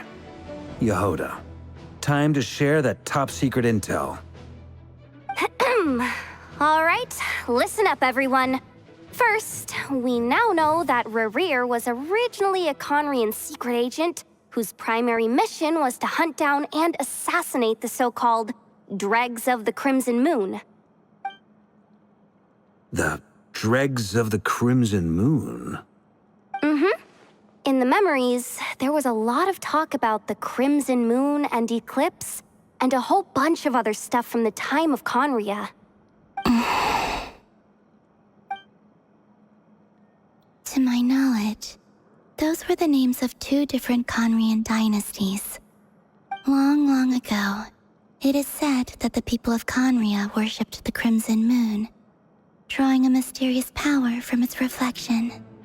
But one day, a coup saw the Crimson Moon eclipsed, hence the name of the new dynasty that replaced it, and how it became the new emblem of Conria. Still, long after the Crimson Moon dynasty had fallen, the last ruler of the Eclipse dynasty, the Vinster King, still coveted the secrets it left behind.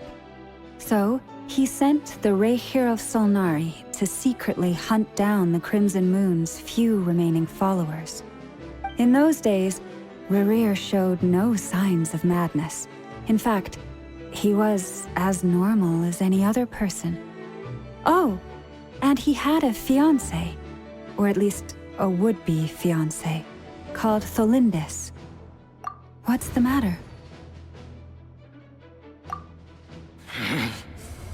Verfnir, Freindaughter,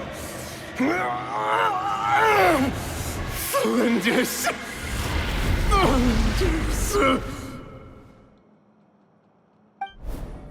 Interesting. Anything else? What about this would-be fiancé of his? Do we know anything about her? Well, she was a researcher at the Universitas Magistrorum, but it felt like she was hiding some kind of secret. Oh, and one more thing. For some reason, Rerir's fragment also contains some of Tholindis' memories. though only a very small portion. Well, no shortage of potential leads, I'll give you that. In any case, it sounds like we can conclude that while Thelindis was still around, Rerir appeared to be lucid and quite normal. Thelindis, it seems, must have been the one thing in this world that he couldn't let go of. Tell me, though, were these pure-blood Conorians we're talking about here? Why do you need to know that? Hold on. If she was a pure-blood Conorian... Oh yeah, just like how it was with the captain. If we could somehow find her, do you think there's any chance Rerir might regain some of his sanity? It's possible, but it would take a miracle. We can't pin all our hopes on that. That merchant who Nefer knows, Dori Sangama Bay. Maybe we could hire her to look into it. All right, then. Let's keep working in our separate teams. Traveler, Paimon, Kutar, and Miss Arlecchino will go look for the iridescent moon's marrow. As for the others... On the way over here, I noticed that the wild hunt monsters had grown even more frenzied in their search for Kutar. At this rate, the people living here will be in grave danger too. So I'm thinking of gathering together some of our followers to go wipe them out. I'll head back to the curatorium and meet up with the boss. Feels good knowing we've all got something to be getting on with. Given that the Wild Hunt has been a lot more active lately, the Lightkeepers have likely begun their own operations too. If that is the case, someone will need to pass the news on to Flint's. I'll hold the fort for now, then discuss our next move with Flint's, Aino, and Anefa when they get back. All right then. Well, the clock's ticking. If that's everything, we'll be on our way. We'd better get moving too. We'll try to buy you as much time as we can. Relax. Just do your thing. Now, I decided to call in some backup since things are getting so hairy. Our reinforcements should be here any minute now. Stay safe, everyone. Dismissed.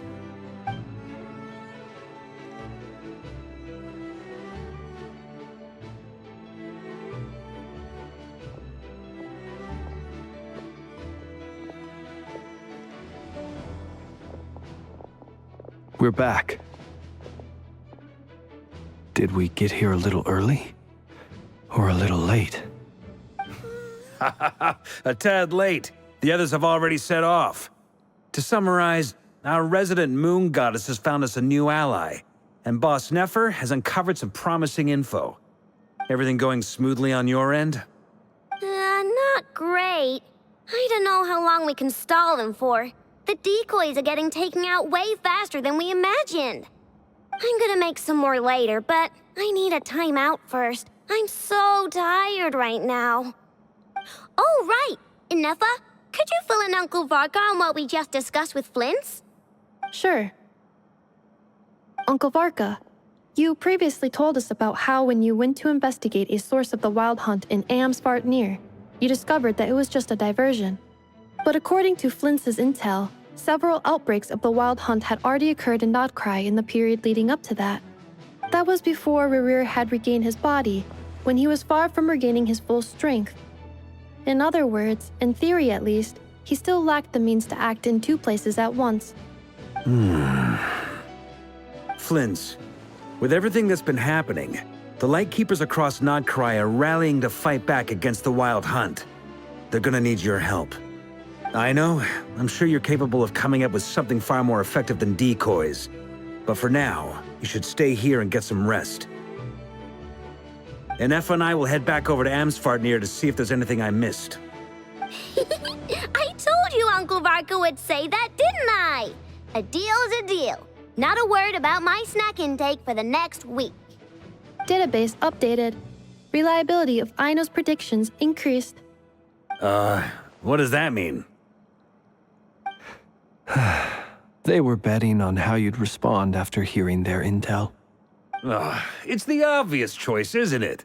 That's hardly worth betting on. We already decided that Anefa should go investigate the situation over at Amsvartnir on her own. You might as well stay here and keep watch. Someone needs to hang back and oversee our strategy meetings. And besides, you still haven't fully recovered from ambushing Rerir.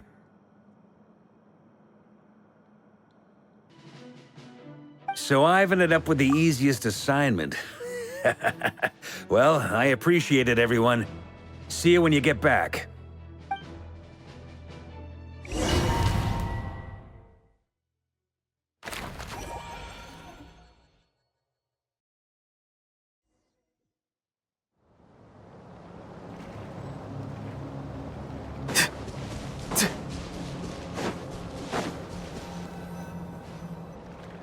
Here, this will serve as a good spot to cross over.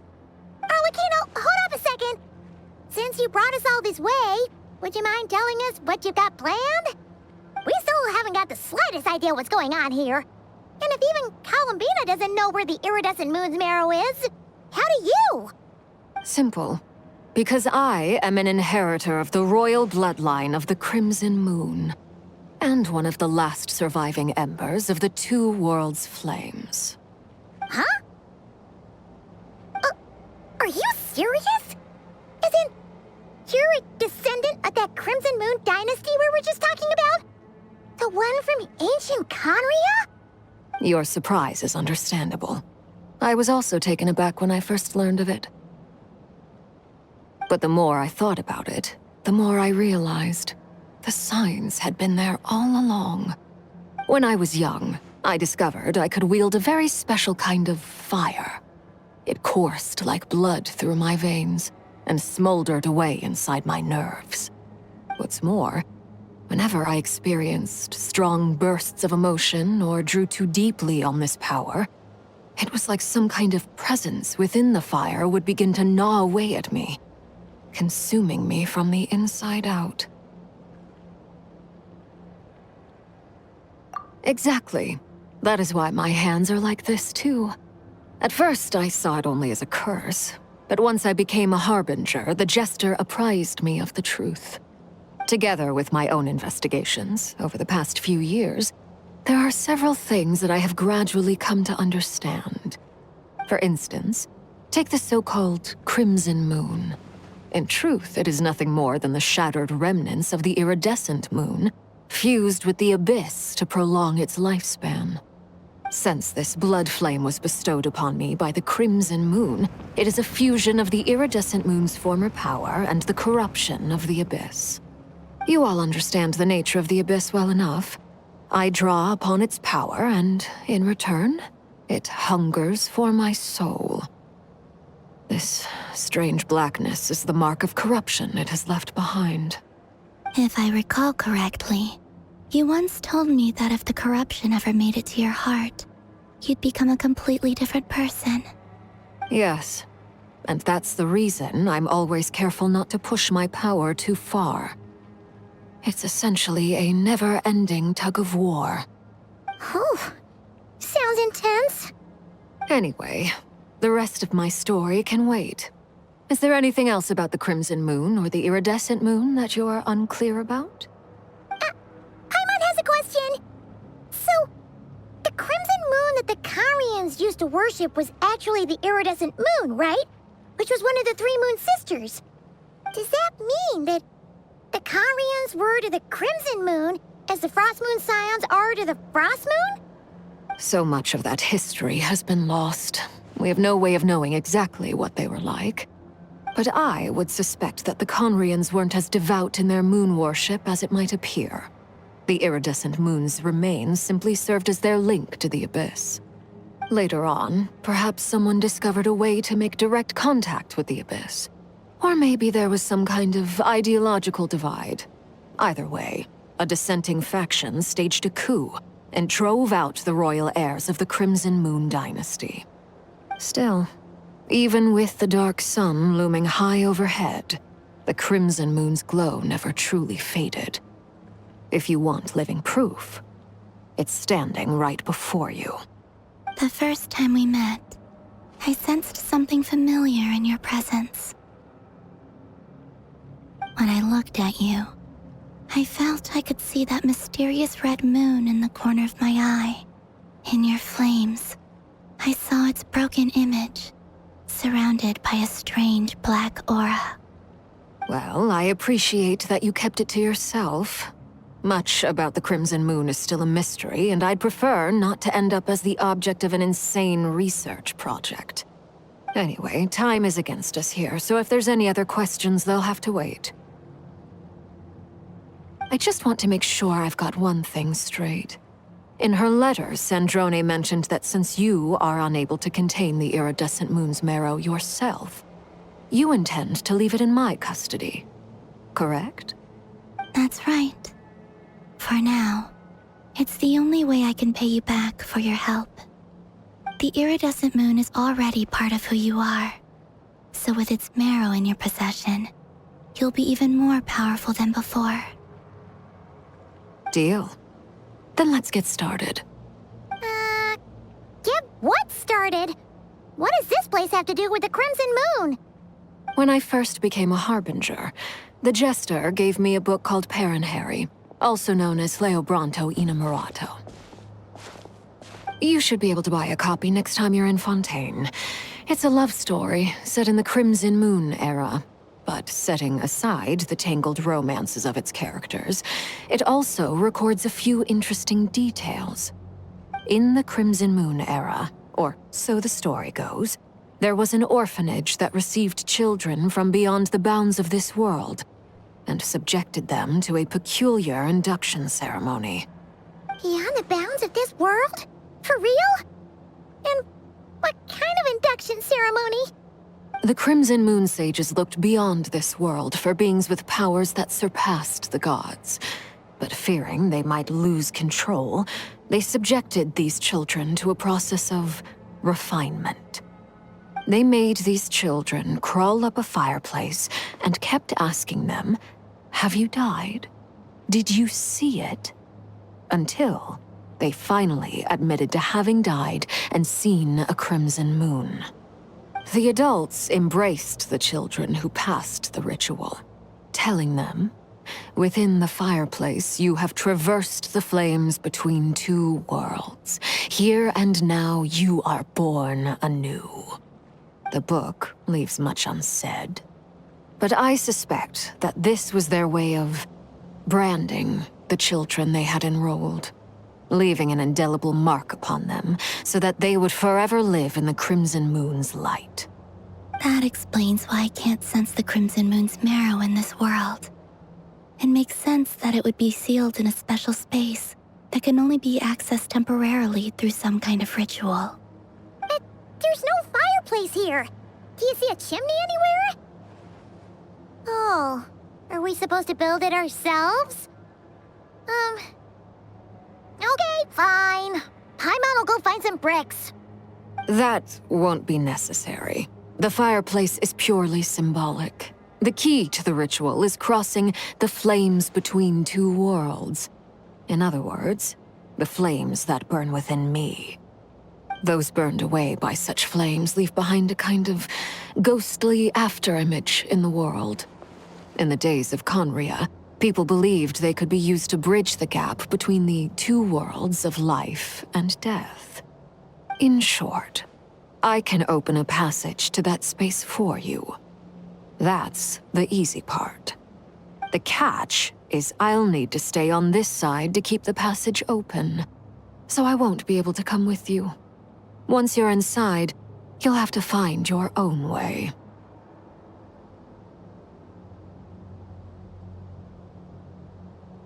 Very well. Then I'll open it up. Traveler, spare me a little more moonlight if you would. I may need it.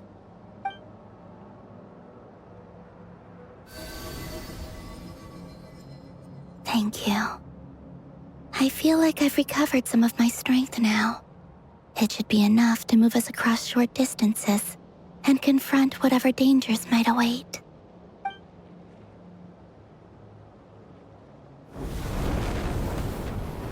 Mistress of the seven hues of ages past, great mother of the present, crimson-clad sovereign of the two realms, by fire severed, by fire renewed, I offer myself now and beseech your descent.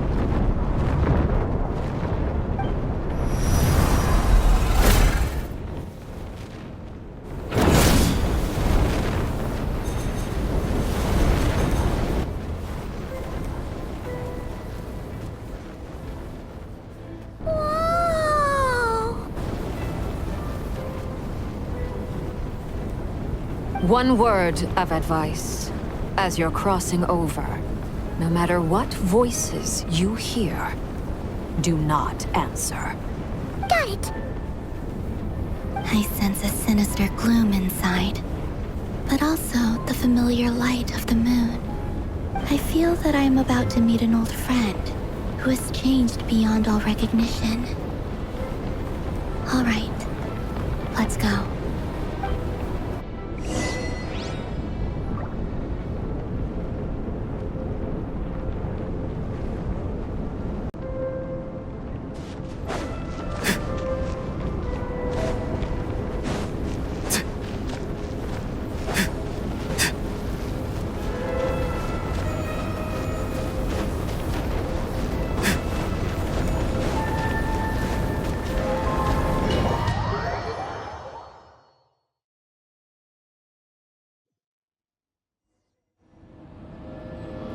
I sense your presence and crave you death and rebirth. Wait, why are you? You have crossed over from another world, transcended fate itself.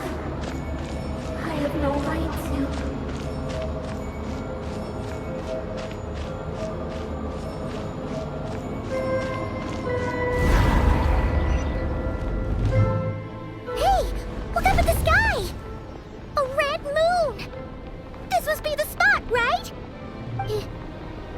The abyss?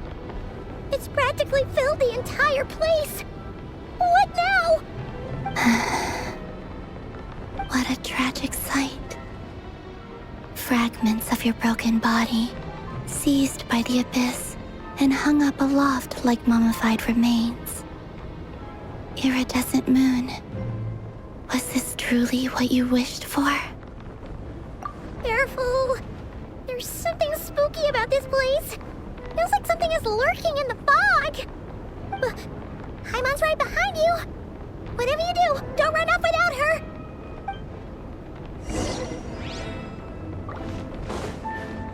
By the way, Columbina, didn't you tell us that the iridescent moon had shattered into pieces? The moon up there looks pretty whole to Paimon.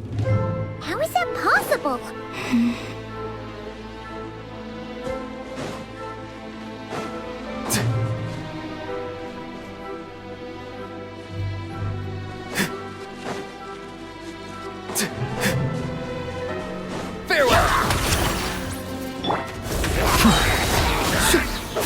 The long sleep beckons.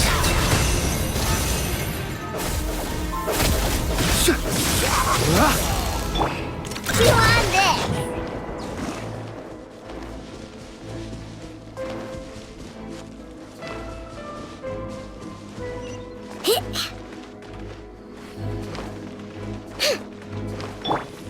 Just like I thought.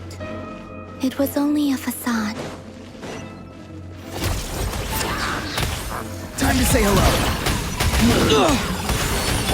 Rest and rebuild!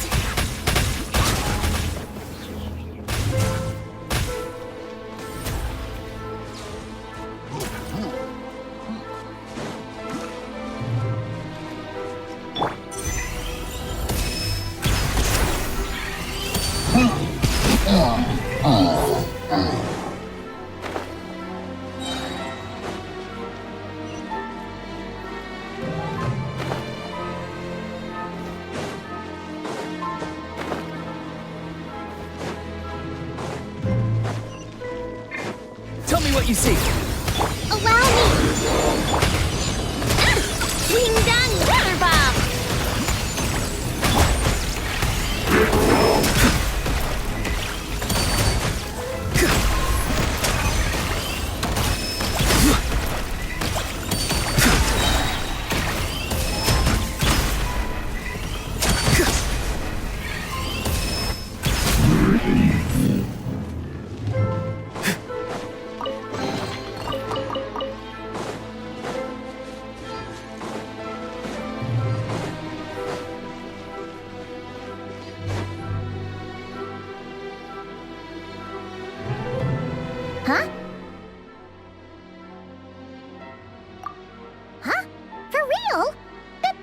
It's way too high! There's no way we'll be able to reach it! No. I'm not sensing anything up there. It's coming from under the mountain. Let's see... Ah! There's some kind of weird shadow over the water! Wait, see that? Looks like a mechanism of some sort. Let's check it out!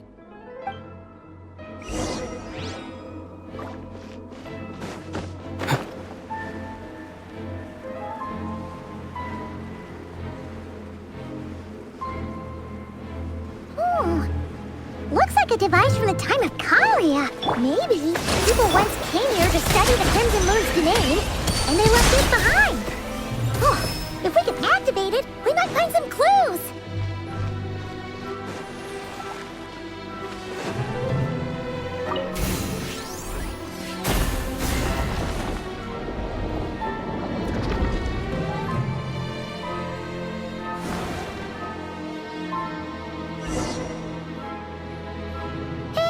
Look at that! Now that the mechanism's running, the shadow in the water looks different. Do you think these mechanisms might be the key to unlocking the secret? Let's try to find more of them!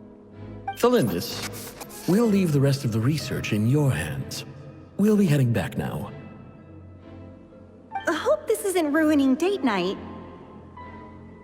Ugh. Mind your own business. Just leave me some snacks on the table.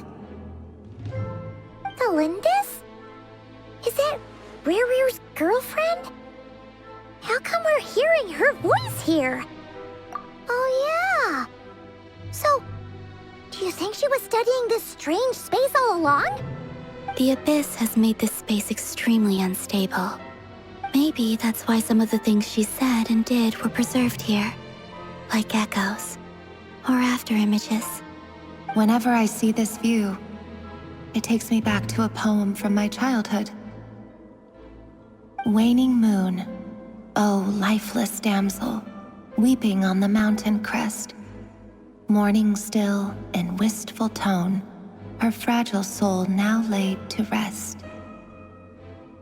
For me, of all people, to be here investigating the mysteries of the Crimson Moon space, is it a coincidence or something more?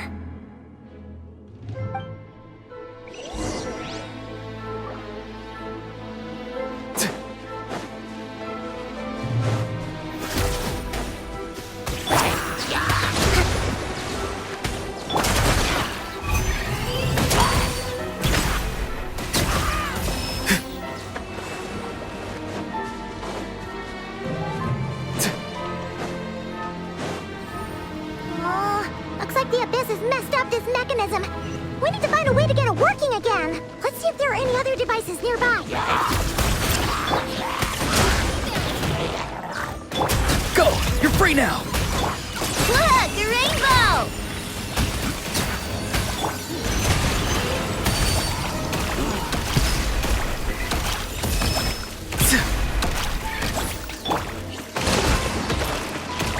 Farewell!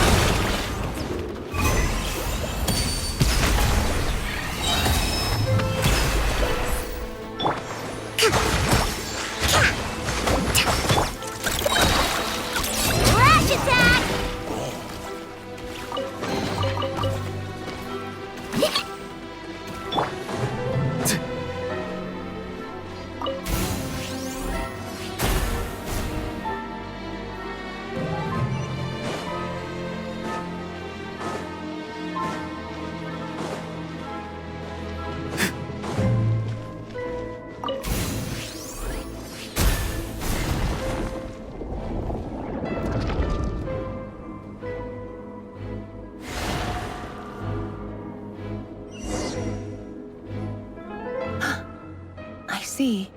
So the moon marrow, or rather the power of the 3 moons, is the key to unlocking. If it really does exist, then maybe this madness can finally be put to an end.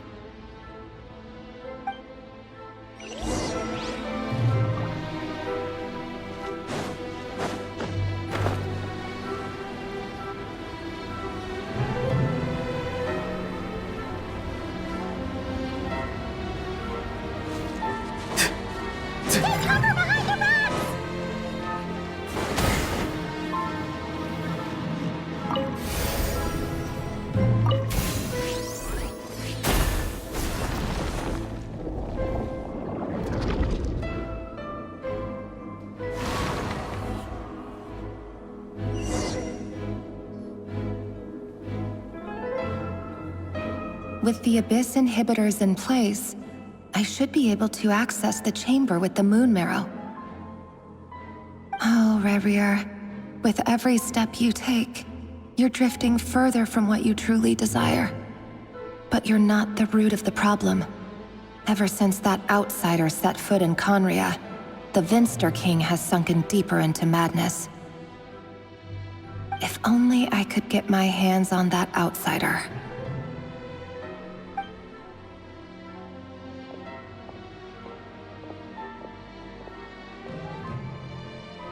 Hey look! The moon's reflection is back to normal! Elendis' voice mentioned a chamber with the moon marrow. Do you think maybe it's hidden in the moon's reflection? It must be. For within it, I sense the fragile aura of a dying soul. Then there's no time to lose! Let's go!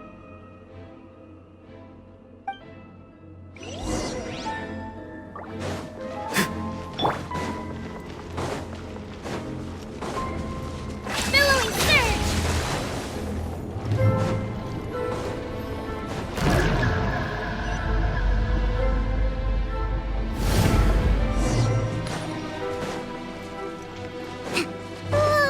These things are so creepy!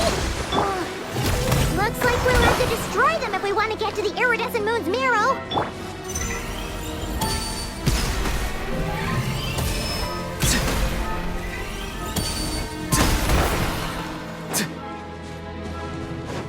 That must be the iridescent moon's marrow!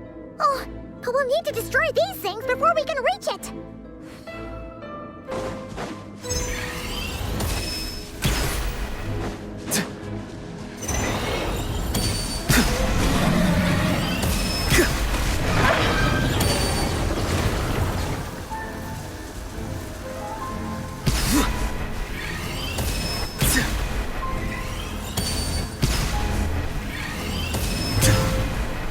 Hang in there!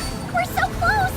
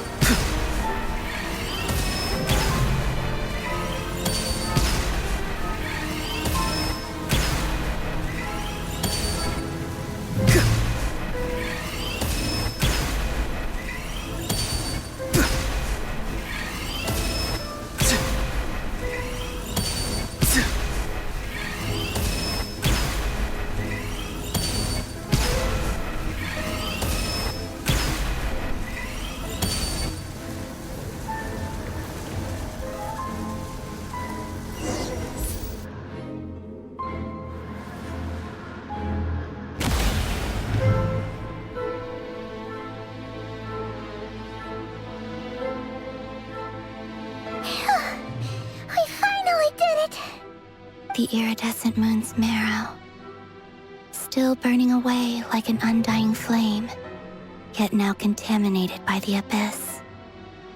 It has taken. If we can purify the abyssal power within, we should be able to obtain its untainted essence.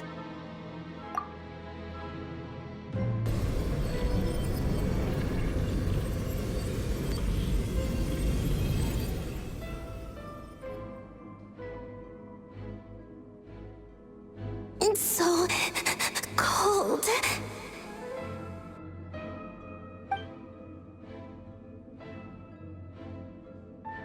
Is it you? Are you here? Huh? Are you talking to us? At long last, I can see you once more. Our fates have crossed, and I am finally free. I'm sorry, I lied to you. Even knowing what was to come, I still couldn't let go of the fear in my heart as death drew near. The moment the moon shattered, my body began to split apart piece by piece. Like I was being cut into pieces by 1,000 blunt blades. My thoughts scattered as the cold crept in. But could not bear to fade away like that. Tell me, what was it that brought you to us all that time ago? If only I had possessed your courage, then I might have been spared this torment more painful than death. You look so puzzled. That's how I felt too when I first saw you. But trust me when I say that everything happens for a reason. Farewell, Hypo.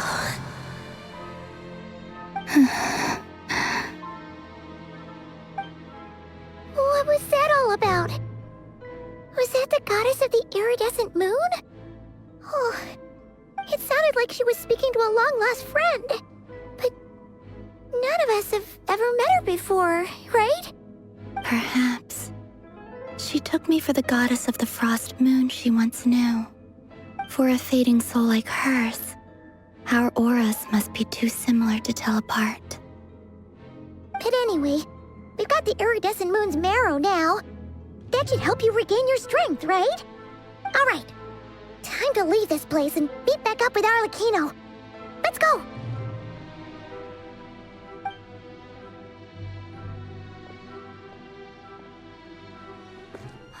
That's odd. This place looks different than when we came in. Waning moon, oh lifeless damsel.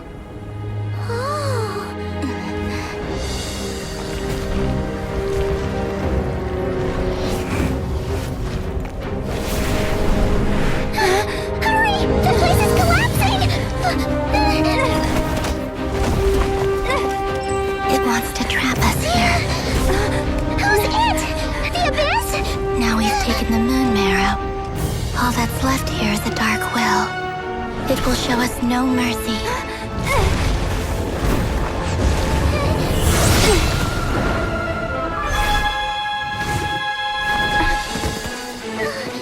Give it back! The crimson moons! My marrow! My heart!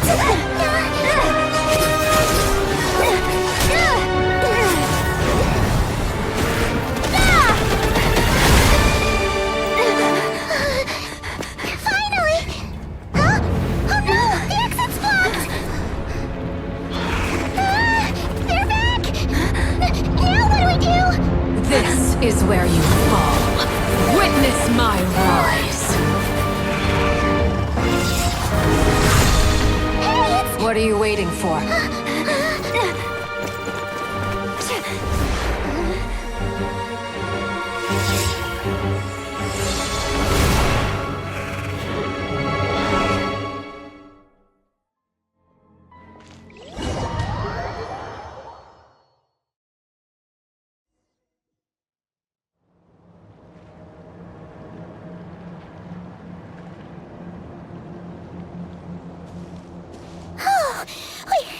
We made it! Was that you, Arlecchino? Did you save us?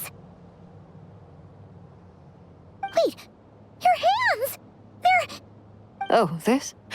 Don't worry. It's a small price to pay. The Abyss wanted to trap you inside, and I defied its will by bringing you out. No wonder it's a little angry. No. I have paid the price, albeit a small one, and it cannot be undone. My hands have already fused with the Abyss. Purification would simply destroy whatever's left of them. But surely... Oh... We're so sorry, Arlecchino. Paimon can't believe you'd make a sacrifice like this for us. As much as I'd like to call it a favor, the truth is I was simply holding up my end of the deal. Well, Columbina. Yes, you did your part. And as promised, I will leave the iridescent moon's marrow in your care. From this day forth, may the two worlds' flames burn ever more brightly.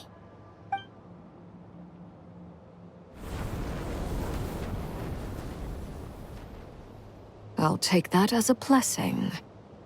Now, Columbina, give me your hand. Accept this moonlight I offer in return.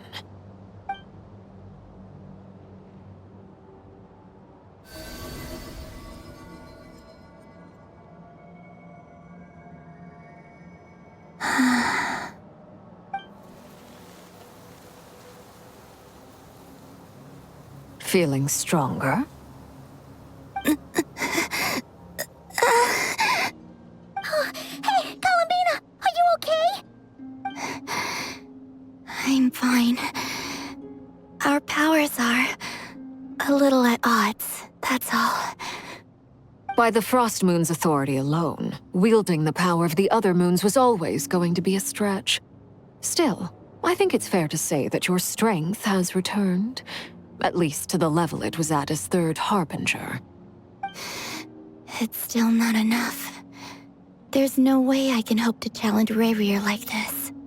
Just one more ray of moonlight, if you would. It's okay. I can take it.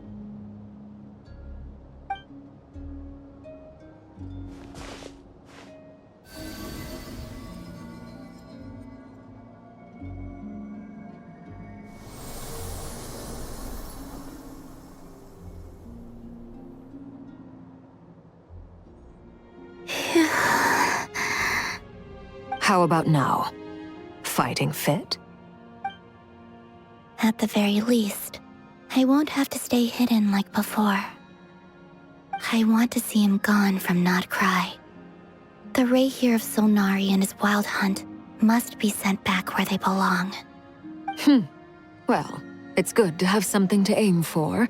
You certainly seem more alive now than you did earlier. When I first met you, you didn't strike me as a ray of moonlight. More like a wisp of fog drifting in from who knows where, ready to scatter at the first sign of a breeze. But now, you're full of vitality, just like the Frost Moon, once the brightest of them all. May you keep shining, Columbina. This is who you are. Thank you. Look after yourself too, Arlecchino. I know you have plans of your own, and that's why you're always seeking to grow stronger. But whatever you're after, don't let the Abyss take a hold of you. I do not wish to see you go down the same path as Rerir. I appreciate the concern, Columbina. Although perhaps it's time you took a new name. A new name? Kutar, the Moon Maiden, Columbina, they're nothing more than code names. They describe who she is and the roles she's played, but they're not her real name. We often use code names in the House of the Hearth, too.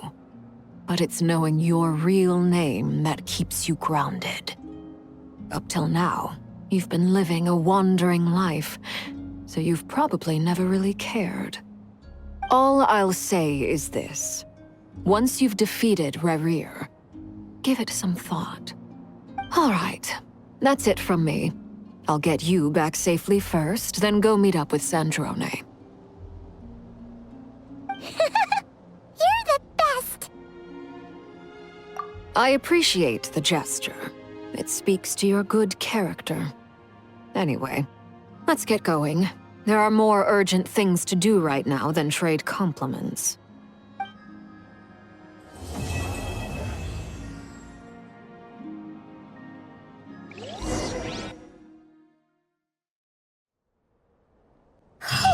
It was a close call, but we got the iridescent moon's marrow and restored Columbina's strength, and that's all that matters.